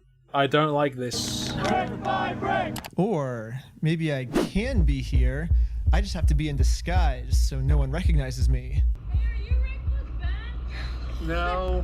Okay. Alright, I'm here with, what was your name? I'm Jerome. Just here to support the cause. Just an American Fork local. Just here to support. Here with Jerome. I spent the rest of the day protesting for the cause, and not a single person here recognized who I actually am. And maybe the protesting worked, because after a full month of remaining silent, I finally have an announcement. Well, it looks like I don't need this disguise anymore, because I have my freedom of speech back, baby. I can say whatever I want. I can say Bricks and Minifigs suck. Every one of those flashes is irradiating his balls and killing millions of sperm cells. I can say Bricks and Minifigs social hold people, and look, I just said it. I'm not in jail, which is sick. We got our First Amendment rights back. Yeah. And now that I have my freedom of speech back, everyone is wondering how Bricks and Minifigs can make up for the fact that they made up all these lies about me to take away my freedom of speech. Most legal experts are saying I could easily win millions. This is gonna get so much worse. Millions of dollars from. This is gonna get so much worse, man. The brick by brick cult is gonna be a thing, I feel it. I presume it already is, I just haven't looked. Oh no. I'm gonna see people with like a brick by brick patch next time I go into the city, right? Oh, Bricks and Minifigs, but instead, I have a better solution. If they want to apologize, they can say that they're sorry by doing the chicken dance. And I will take that as a sincere form of apology. And once they do the chicken dance, then I will know that Bricks and Minifigs is sorry, and we can finally move on to the next video series, and it'll be awesome. So you guys might be thinking, why do you want them to do the chicken dance? And there's actually a reason. So this entire time, Bricks and Minifigs always says the right thing, but then their actions don't match their words at all. So I was thinking, well, if they get given an apology, they might say the right things, you know, but they're not actually going to mean it. So by doing the chicken dance, I'm going to basically just be giving them another opportunity to do the right thing, not just with their words, but with their actions. And once they decide to do the right thing, then I'll move on to the next video series and never talk about Bricks and Minifigs again. And also make sure to check it in. What am I looking at here? Is this some fucking like ungraded log footage? Next video series and never talk Or just really about bricks and overexposed? minifigs again. And also make sure to check us out at Sorry, video wolf. www.westealfromoldpeople.com, because right now we have 2 new Lego sets for sale that you can buy right now. One of Joshua Johnson and one of Ammon McNeth. And we're only making 500 of each, and once all 500 of each sell out, we're never making any more. And you gotta buy them now, because someday they're gonna sell for like $1 million or something. They're gonna be collectibles. Yeah, it's gonna sure. be sick. Also subscribe to Patreon. You'll get tons of behind the scenes, He looks like he has fucked up baby legs. tons of extra footage, full interviews. Also, part 4's coming The best outcome is Bam goes under and Ben goes to soon. prison. If you subscribe to Patreon, you'll be the first to watch it. First the poop couch, now he's fucking floating in the shit river that shrinks your legs. Also, subscribe to part He really is 5, reckless. subscribe to part 6, part 7, all the way to part 100. We're doing 100 parts. My lawyer said if Bricks and Minifigs sues me, which they've still not dropped their lawsuit, then it'll be at least 2 years and 52 weeks a year. That's 104 parts at least. So come back all the way till 100. Right, okay. What happens if I search brick by brick? I want to find, like, small users who are believers. You get what I'm saying? Uploaded today. It's too generic a phrase. Too generic a phrase. Lego Gate Part 3, brick by brick. This is a live stream. That thumbnail is pretty good. Will we find any more?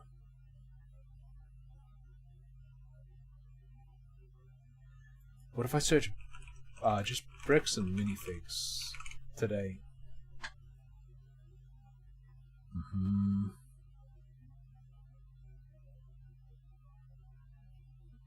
The Civil War inside bricks and minifigs 3 hours ago. No. Give me today. Give me this week. Give me this week. Lego's biggest frauds.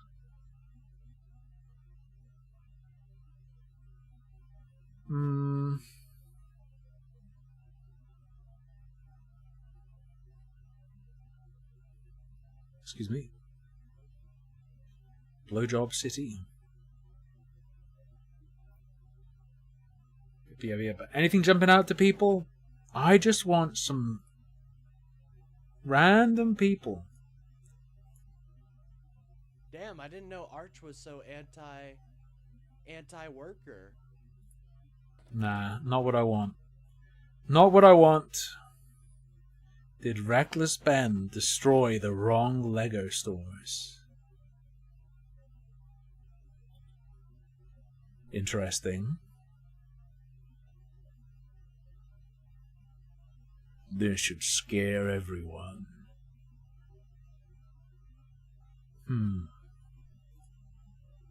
Everyone is picking sides over the Bricks and Minifigs and Reckless Ben story for the past couple months. But what if The plosives are a bit much. we're all missing the real victims? By now you've probably seen the videos where Reckless Ben has exposed a company that probably needs to be exposed. Others think he was thinking about doing this, other people think he went a little too far. Reckless Ben exposed a company that probably needs to be exposed.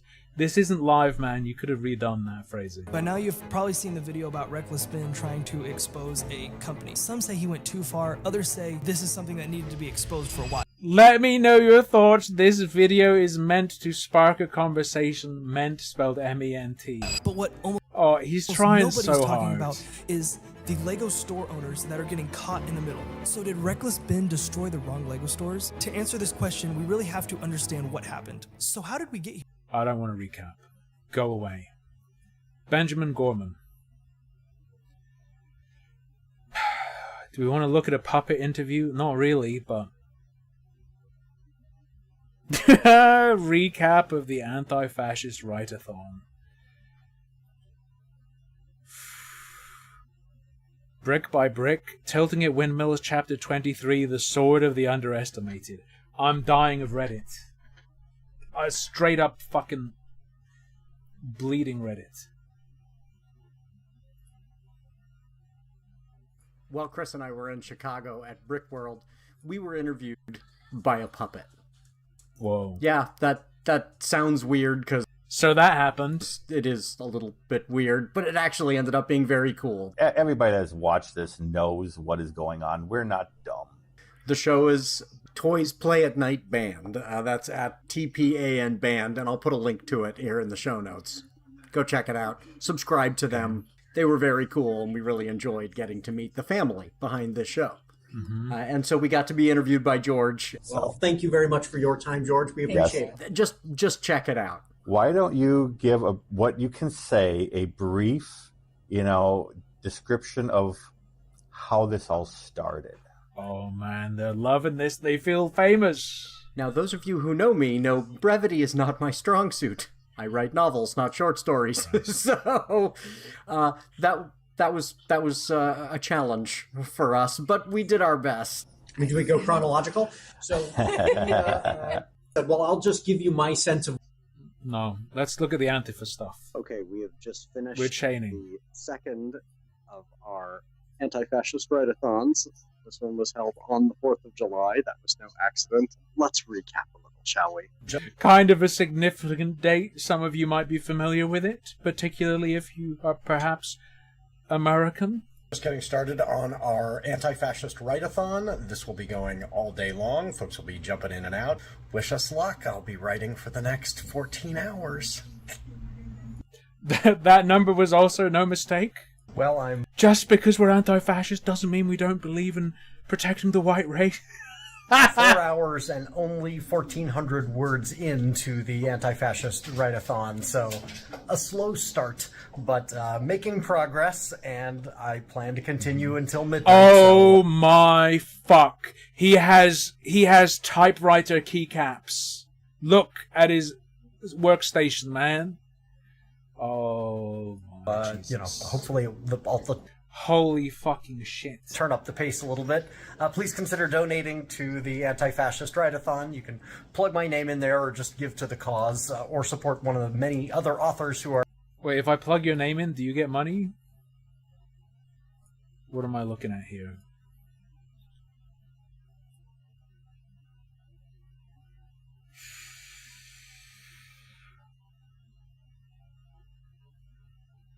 Okay. The funds we raise will go towards supporting the Antifa Literature Journal. Okay.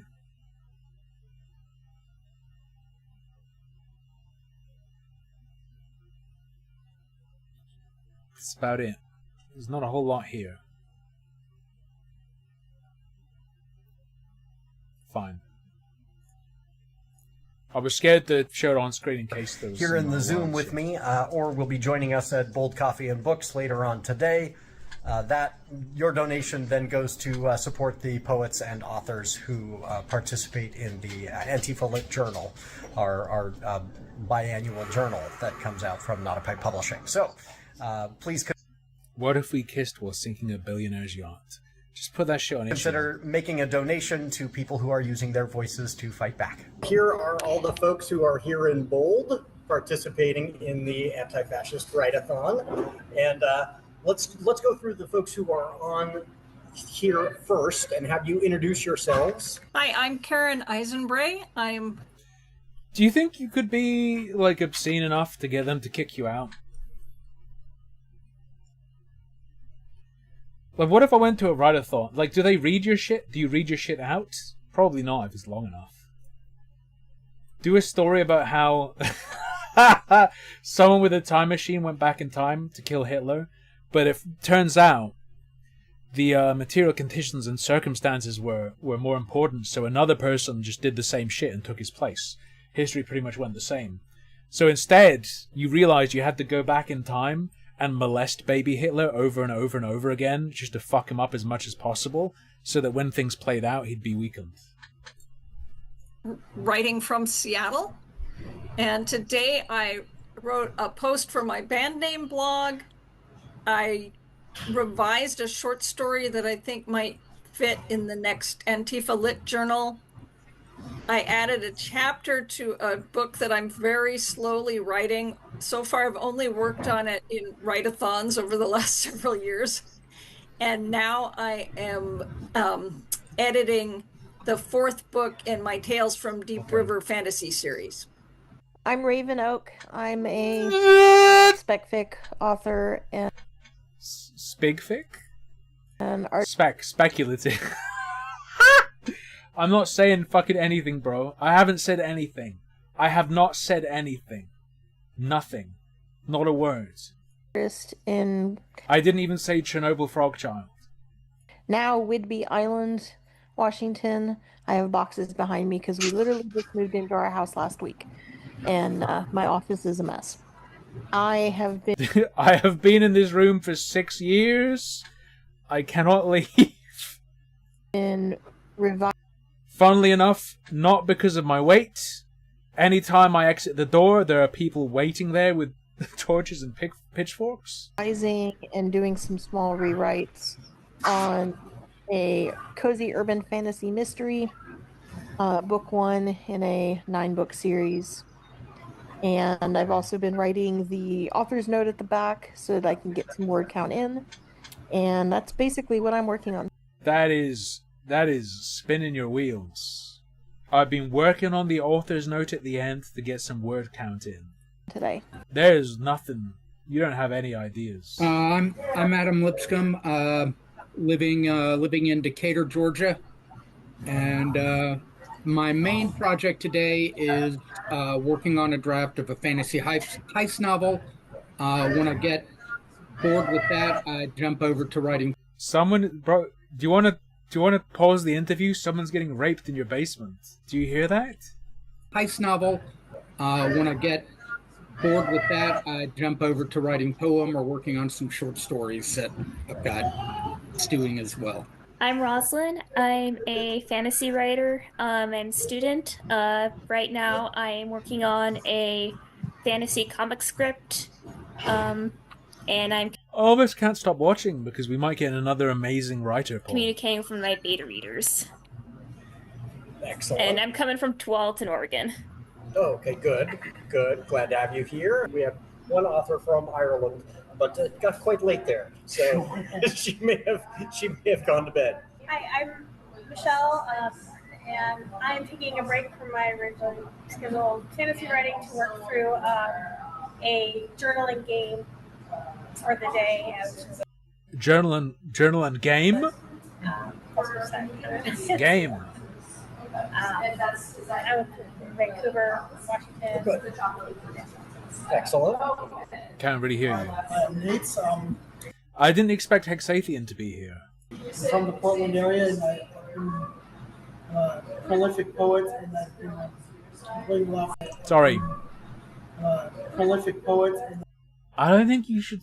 I am a prolific poet. I've playing a lot of political stuff. It's like poetry, including other poems I wrote today. So, oh, yeah. No real idea what he just said Good. at all. Hi, I'm Cameron. I'm from Seattle, Washington, but living in Portland, Oregon. I have been working on a comic script that is a murder mystery type thing. It's called Who Killed Anne Widdecombe? Superheroes? Good deal. Hi, my name's Ponderosa. I'm from... That's pretty good. Good deal. Hi, my name's Ponderosa. I'm from Gresham, Oregon. I am currently working on a I couldn't get access to HRT, so I'm just doing a course of helium. poetry collection and a cyberpunk coming-of-age crime thriller. Cool. Are you? Sure, yeah. I write satire. So I've been writing novels for a while. I just wrote a book. Could you stop popping the bubble wrap, please? No, I've been trying to kind of market that and looking at. Which are you on the revision phase, or is that done and ready and already going out? Yeah, that part's done. I have it at University of Pell press now. Oh, but I'm excellent. looking for like agents. It's hard to kind of Yes. do the literary thing, and there's the politics and everything going on, so it's kind of weird. But Yeah, but University of Hell's good people, so that's you've got a good press there. So, shout out to University of Hell. Well, we are at Bold Coffee and Books, and I want to make sure that everybody who I'll post this video tomorrow, but everybody who is seeing it knows, please come support Bold because they were generous enough to host us on a day when they would have otherwise been closed. Oh. So if you are seeing this video, come into Bold, get a beverage, get a book. They have an amazing selection here. And thanks to them for doing this. Yes, we very much appreciate Bold. And just having a cool place where you should see like the t-shirts and stickers they have in here. Like this is a cool place. So And they're very supportive of writers too. exactly. Yes, there are a bunch of writers groups. You were here yesterday for the Rose City Science Fiction and Fantasy Writers Association. Meets here in a bunch of places, but one of their meetings weekly is here. How is it going for everybody? It's good since I'm mostly editing. I cannot fucking wait for the frog's answer. Holy shit, I cannot wait. Doesn't mean very much, but I'm at around 1,400 words I can't imagine a black person being comfortable there, personally. over several projects. Just So you've edited more than I've tinkering. written. Excellent, good. How about you've already written one? You're going to be treated like someone pulls out a first edition Charizard at a Pokemon meetup. You can't go there. It's going to be a bad I've time. actually written 2 books today. That's a good day. About 500 words. In just the time we've been here, that's really good. I got to 4 pages. The comic script isn't as impressive as the novelist, but It's a different measure, so that's not bad at all. That's good. I have not actually sat down and started the manuscript of the novel yet, which I was able to do. So 170 words, while I think that's a small amount, is pretty big considering the writer's block I just pushed past. Yes, you broke through. That's more important. Yes, awesome. How about you? How's it coming? well, I'm outlining a new project, so Yeah. I got on the Outlining, main thing and then doing that. So Yeah. How about Where's you the folks? frog? Adam, how's it coming? Come on. Almost 3,800 You cannot deny a man his frog. words. Oh, that's great. And Adam is Hang on. Almost 3,800 words. 3,800, okay. Oh, that's great. And Adam is a poet, but he's working on prose as well. I mean, he writes both. And so you can tell, 3,800 words, prose day. I wasn't necessarily. Hex? Again, it's like the flashback to watching King of the Hill, the Peggy Hill Gets a Degree episode. Looking at my word count while I was writing, but I did overcome some writer's block because of this, so that is progress.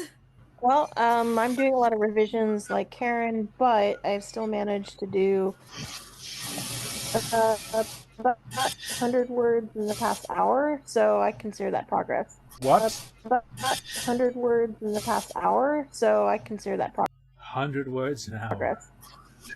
Yes, a good half hour. Excellent. I'm Atticus. I'm just working on some editing. Had enough of this. Okay, the car on the way back. Okay. And Bold Coffee and Books is a bookstore and coffee shop here in Portland that agreed to host us. And these folks were wonderful. And the employees, you know, they were adding hours to their day on the 4th of July to be willing to host us for this. And I was talking to one of the great people there at Bold, and she was telling me this kind of restored some of her faith in humanity to see these wonderful writers who were coming together to speak out and say, I'm investing my time, right, in speaking out in this way on this day. So I couldn't agree more. These folks were Cloistered away in a coffee shop writing for each other. great. If I sound like Getting the message out. I have been chugging Red Bull while writing, it's because I just chugged a Red Bull while writing, but Sorry, did you bring Red Bulls with you to the coffee? Did you bring energy drinks to the coffee shop that's opening for you? I genuinely am moved by the just caliber of human beings. I just want to thank them so much for staying open. I'm not drinking that shit, but thank you. That I just got to meet there at Bold, and the wonderful folks. He's cheap. Red Bull is not cheap. Who are on the Zoom. These are in addition to being talented writers, just high-quality human beings. So thanks to all the folks who have been participating so far, and thanks to those of you who have been donating. It's actually not great. I have not been particularly productive in the last couple of hours. I'm still... Okay, what else do we have? I don't think we've peeped this guy's chat. We haven't... I looked at the wife or girlfriend or whatever the fuck she is channel. I don't think I checked him for unlisteds. That could be interesting. Probably not. Normally it isn't. You very rarely get gold in the unlisteds. But when you do, it's beautiful. When you do. Stick it in the channel hole. Nothing. No juice. My interview with Reckless Ben. What is going on here? Hail and well met Slayers of Giants. I just cringed so much it hurt, literally hurt my jaw. Not a meme, not joking. I know a lot of you came here through the Brickgate saga. Welcome. A couple updates on that. We learned today that the TRO that was gagging Reckless Ben has been mostly erased and converted into a preliminary injunction. Interested in being a co-host? We're auditioning. What, to your installed audience of 3 people? And that change will allow him, Reckless Ben, one of 4 or 5 Bens involved in this story, to release his part 3 soon. It might be up on his Patreon by the time you're seeing/hearing this. I encourage you to become a patron of his Patreon and get an early glimpse of that because it will be awesome. That is going to take over YouTube in a few days. I have some added news about that.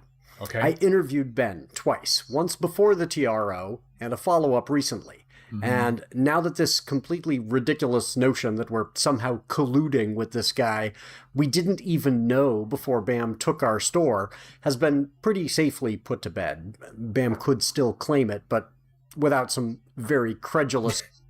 Card, he starts... Heil! I want to make our new audience members feel comfortable. We realized our previous Antifa content had been alienating some of the based, red-pilled gamers that Ben brought our way. Judge buying their outlandish claims, it seems unlikely they'll go that route.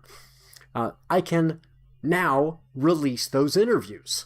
So be sure to subscribe to this channel wherever you're finding it so you don't miss those interviews because they're really great. I think you're going to enjoy the hell out of those. And speaking of subscribers, after making videos on YouTube for more than, I think, like a decade, I've jumped to around 10 times the number of subscribers I used to have. Here we go. I'd like to increase the number of shows I make for you all. Oh, but no. I know some of my own limitations. I can't write more chapters of this book each week. There's just, I can't write that fast. Also, this book is a novel. It will come to an end. We're a few chapters willing, but I'm interested in talking about yourself, whatever is going on. Recognize all these things about myself. Hang on. So I'm looking for a co-host. If you're saying to yourself, I'd be a great co-host for a show with an author who likes to interview other authors and artists of various kinds, and I can do a weekly live where we gab about whatever is going on in the news and the way our guests' work connects with the world we live in, please send me an email at notapipepublishing@gmail.com with the subject line co-host audition and tell me a bit about yourself and what you'd like to bring to a weekly show, both on camera and behind the scenes.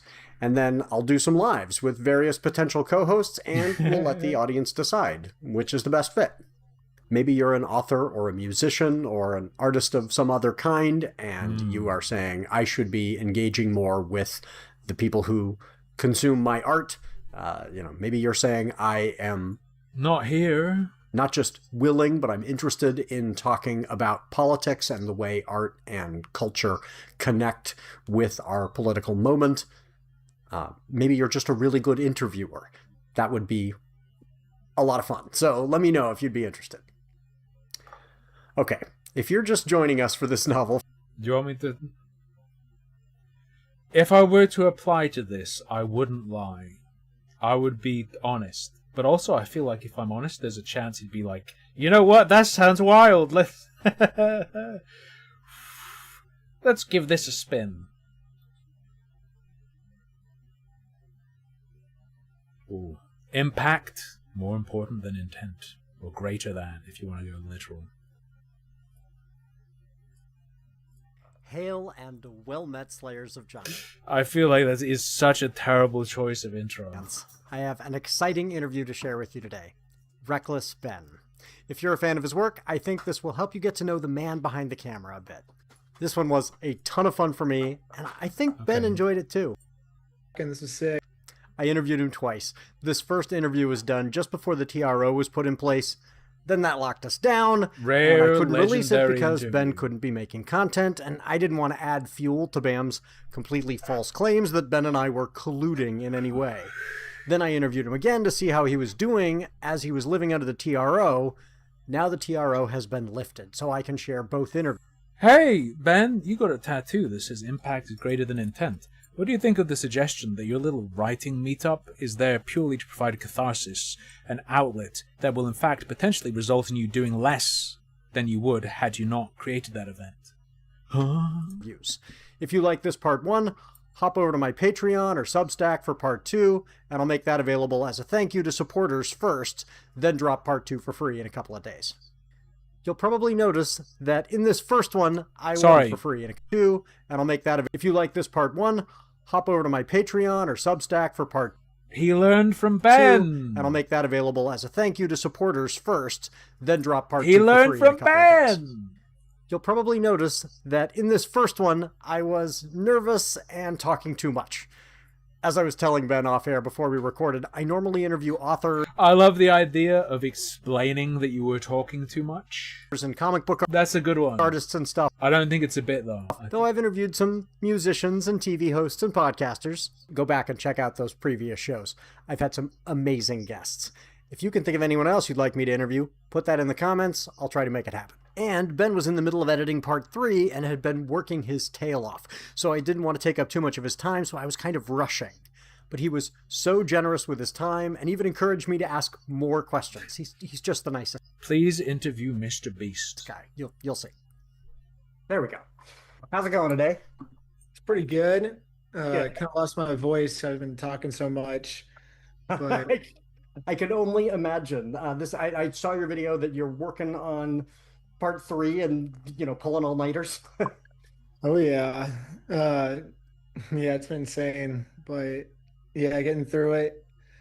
Got a little bit sick just from overworking, I guess. But Mexican water. yeah, it should be good. I'll get better soon.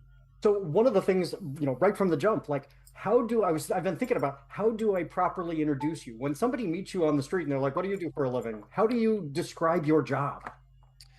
I just tell people, I'm like, I make stupid YouTube videos. And they have no idea. Right. The whole thing is mind-blowing. And we say, Brian got his money back. We got our money back. Okay, I don't think I can do this. I think we're good there. Let's grab something else. How long is this video?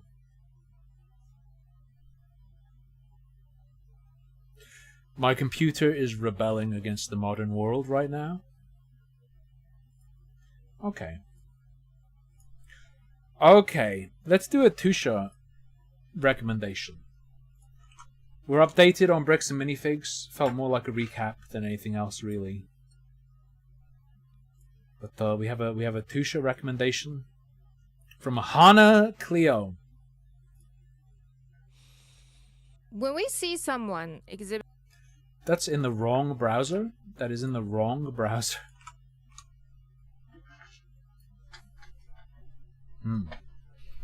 Politeness invites cruelty. The hidden cost of polite society. When we see someone exhibiting dominating traits or behavior, when you meet someone who has asserted dominance in front of you, I think we tend to label them as controlling. She's got that fuzzy look.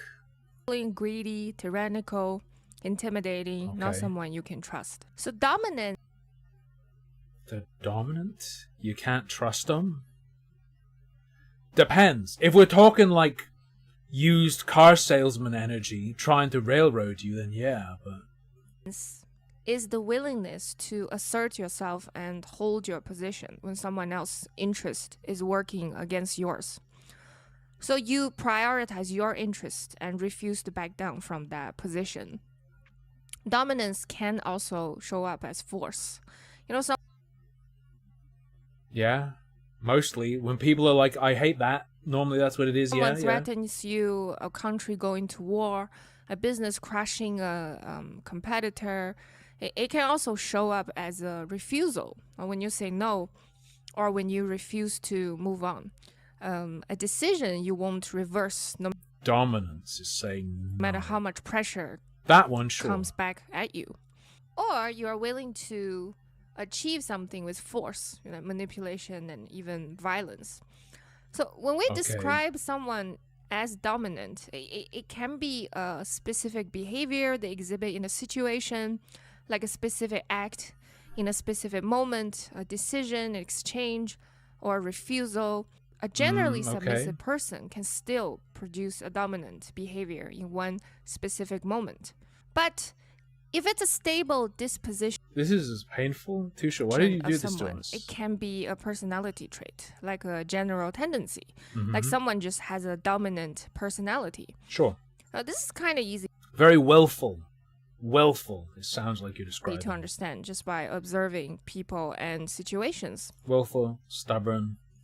You hear things online where people, try to teach high position people how to dominate a room by not believing in hierarchical orders and mentality. I don't personally. I'm not familiar with that. But those kind of things.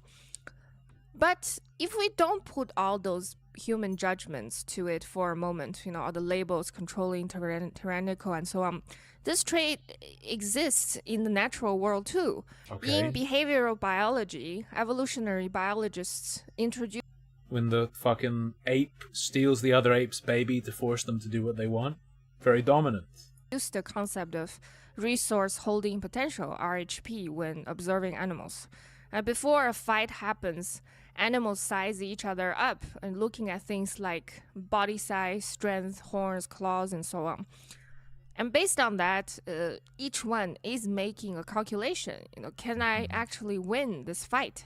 And is this going to be Peterson Pelt? Biologists give this calculation a name, resource holding potential. This measures an animal's total capacity to win a fight. Have I been tricked into watching a tutorial on one of those games Hexatian likes? Some sort of it RPG applies to guide? both the attacker and the defender. So it says a stable system in nature comes down to both sides being able to calculate the risks in advance. So whichever side has more of this capacity, more RHP, is the more dominant one in the situation. Often, the weaker side just backs off instead of confronting further when they feel it's not worth the risk. Now, if we're back to talking about individuals, when it comes to human interactions, social frictions are unavoidable. I think because of this, we tend to view dominance as something entirely negative because we try to separate, standing your ground from being dominant. We like to think that protecting a principle is a completely different behavior, but that's not true. I disagree. But carry when you on. stand firm on a principle and refuse to back down, you are prioritizing your position over someone else's. You are being dominating. The other person doesn't get what they wanted, whether that's an outcome, a decision. I disagree that dominating is the correct term there. Or just being right about something. We judge the behavior of dominating by how it looks and how it feels like, not by what it actually is. A strongly held bad principle and a strongly held good principle can look the same on the surface. Now, both create friction, and we mistake that friction for evidence that someone did something wrong. Now, imagine what are you fucking... someone okay, who give me an refuses example. to change their position no matter how much pressure they get. Now ask yourself, do you call that person principled or domineering? Personally, neither. Stubborn. The behavior is identical either way. Potentially retarded, depending on what I think the principle is. What actually decides the label is whether you agree with the position they are defending. So if it supports what you want, it looks like a firm principle. If it creates friction or makes you uncomfortable, it comes across as domineering. Stubbornness. Stubbornness would be the more accurate one. You're stubborn whether it's good or bad, though. Domineering is not this. Or control. Domineering is not defensive. We tend to judge the behavior by how it looks on the surface, right? We evaluate whether an assertion is acceptable based on our immediate emotional impression.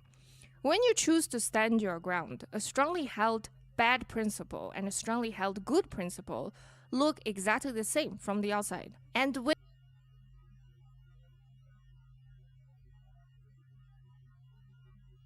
Isn't your entire point that it doesn't? you are Depending on your feelings about that protecting principle? a principle or making an assertion, it creates interpersonal tension. The discomfort is hard to deal with. We assume that if something feels tyrannical, it must actually be tyrannical. That's the mistake. The feeling and the fact are not the same.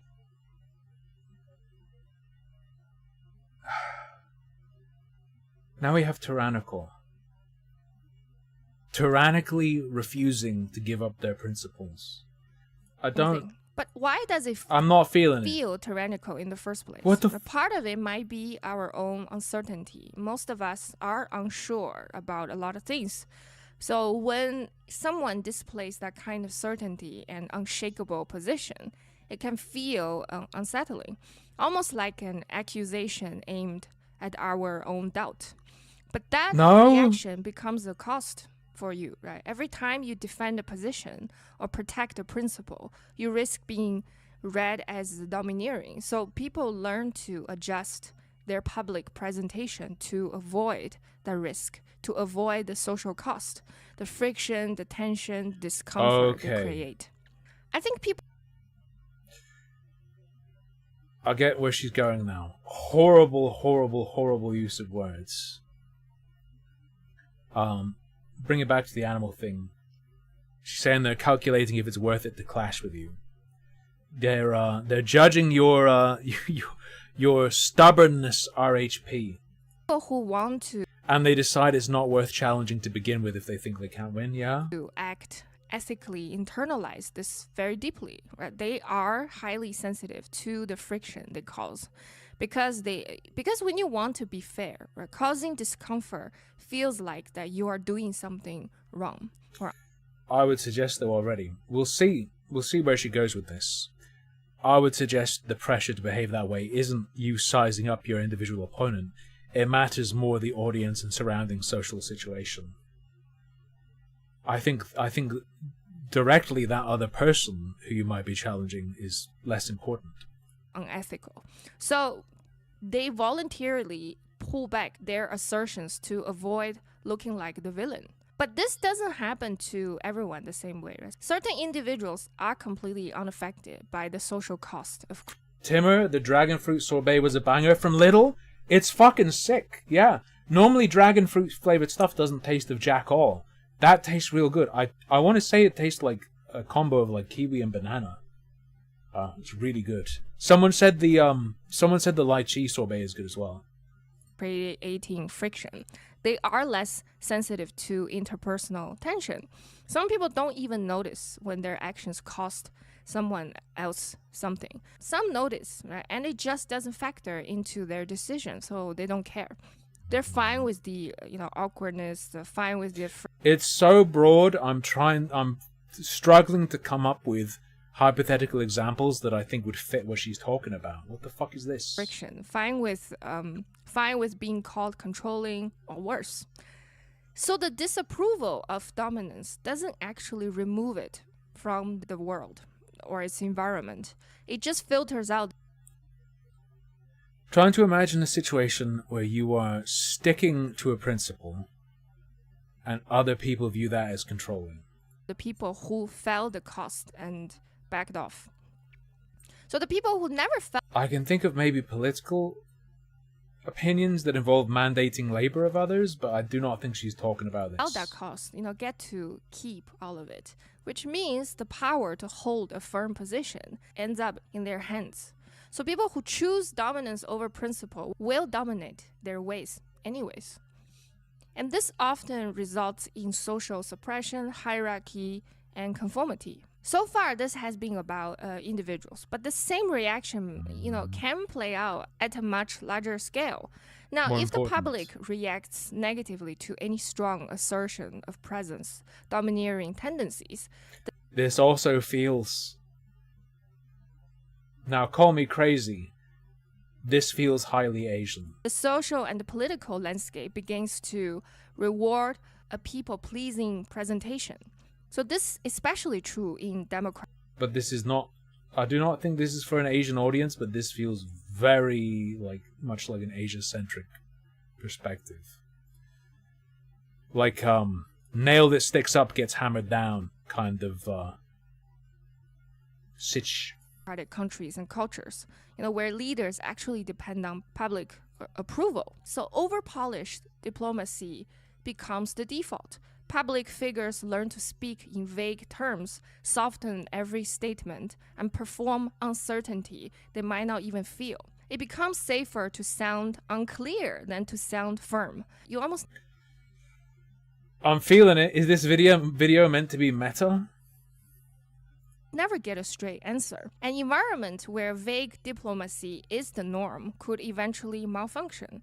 When everything is softened to avoid friction, the system loses its ability to handle concrete problems or establish clear directions. And sometimes, when continuous ambiguity creates exhaustion, people get so tired of the vagueness that they swing to the opposite extreme Oh no! entirely. This better not be an Orange Man bad video. I better not have been baited into an Orange Man bad video. The public aversion to dominance reverses entirely. The culture shifts to worshipping figures who appear to exhibit force with no restraint. Oh no! So people stop Tusha tricked asking me. whether the person's principles are actually fair or ethical. They accept the dominance because a rigid, certain stance feels like relief after so much vagueness. There's a concept for this, right? You probably heard before, especially given the current political climate. It's called the paradox of tolerance. The argument goes Sorry, there's a term for society getting sick of vagueness to the point where they prefer someone who's brash and domineering, regardless of their actual principles. There's a term for this, the paradox of tolerance. I don't think that's what that is. Paradox of tolerance is you can't tolerate the intolerant. Yes? society must be intolerant of intolerance to survive.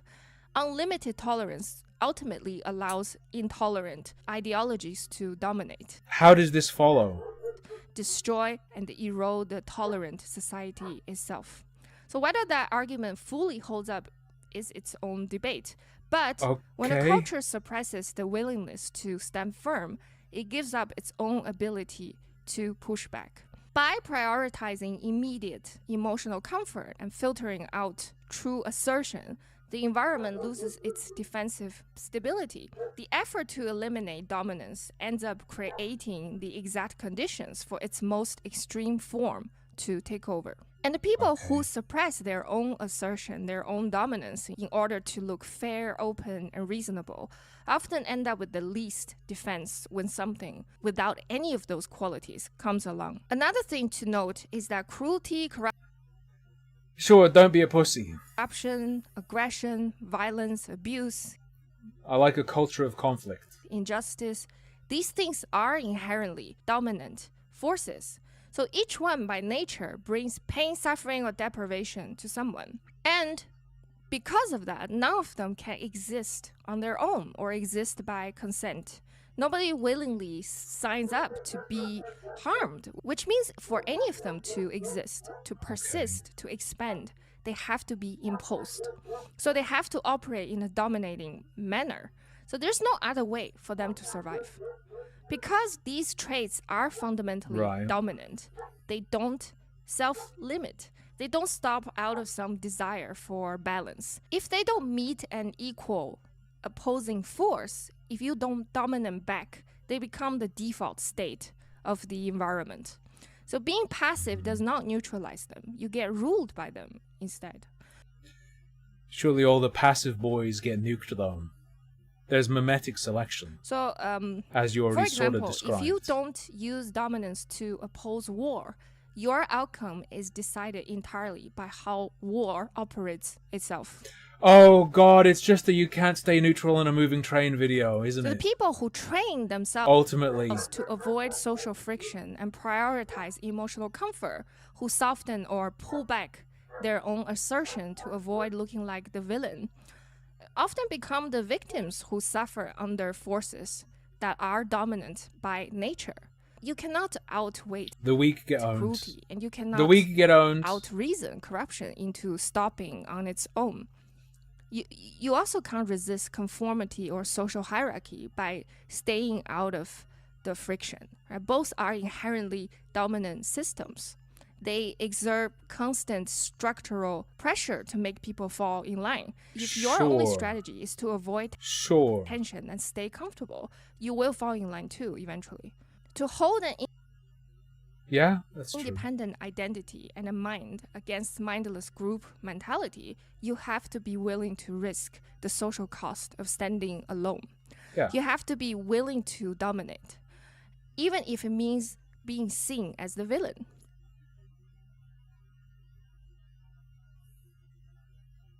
Of course, how you do it still matters, right? Being dominant doesn't excuse being cruel. The way she's phrasing it and what she's focusing on is the consequences. That's not what I'm advocating here, right? That's another subject. I think what the world actually lacks is people who care about justice, treating others well, and are still willing Dominant. to be dominant. I just think we need dark woke. more people like that in real life, in politics, in pretty much every field. Right.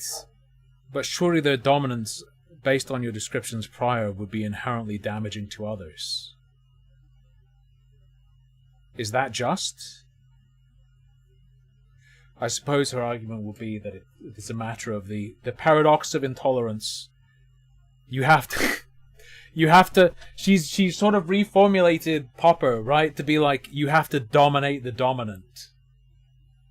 Don't dominate anyone except I guess. Oh.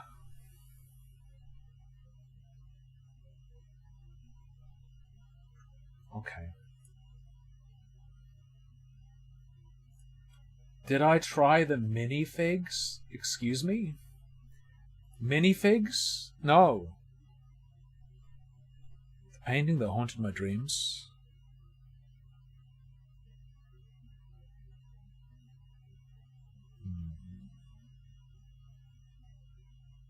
Mini frogs.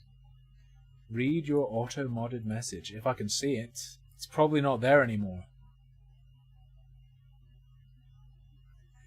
Because my shit freezes when it's not on screen. Hey on, I'm refreshing Twitch.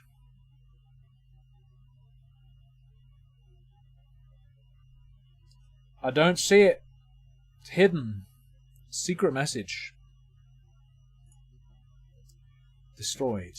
The cost of thinking. Okay.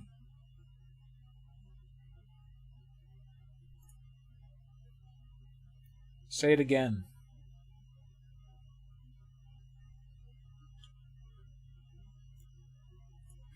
Andros! I failed you! Is that the first boss? You must rape the Joker. True! Just like in the movie. Our good people mistake themselves for cowards. Most people don't actually have moral values. True! Actually true. I feel like moral compass, use of the phrase moral compass is a tell. I have not tried any macro dates or micro figs, but I am. He said, "My emperor, I failed you? Really?" Maybe in the American version. Time for me to disappear until tomorrow. That's our mandatory bricks and minifig stream. I hope you had a bad time. Dried Spanish minifigs. No, I didn't try them. I didn't even see them. I got spicy popcorn, though. And a few other things. For Asian Week. I don't think the minifigs are Spanish. Anyway, maybe Neofeud tomorrow. I'll figure it out. I'll figure out what I'm going to do tomorrow. It's that simple. Until then, though, thanks for your viewership, companionship, incredible generosity. Bunch of $10 donos. Thank you so much. Greatly appreciated. Till then, good night, sleep tight. Don't let the dominant bite.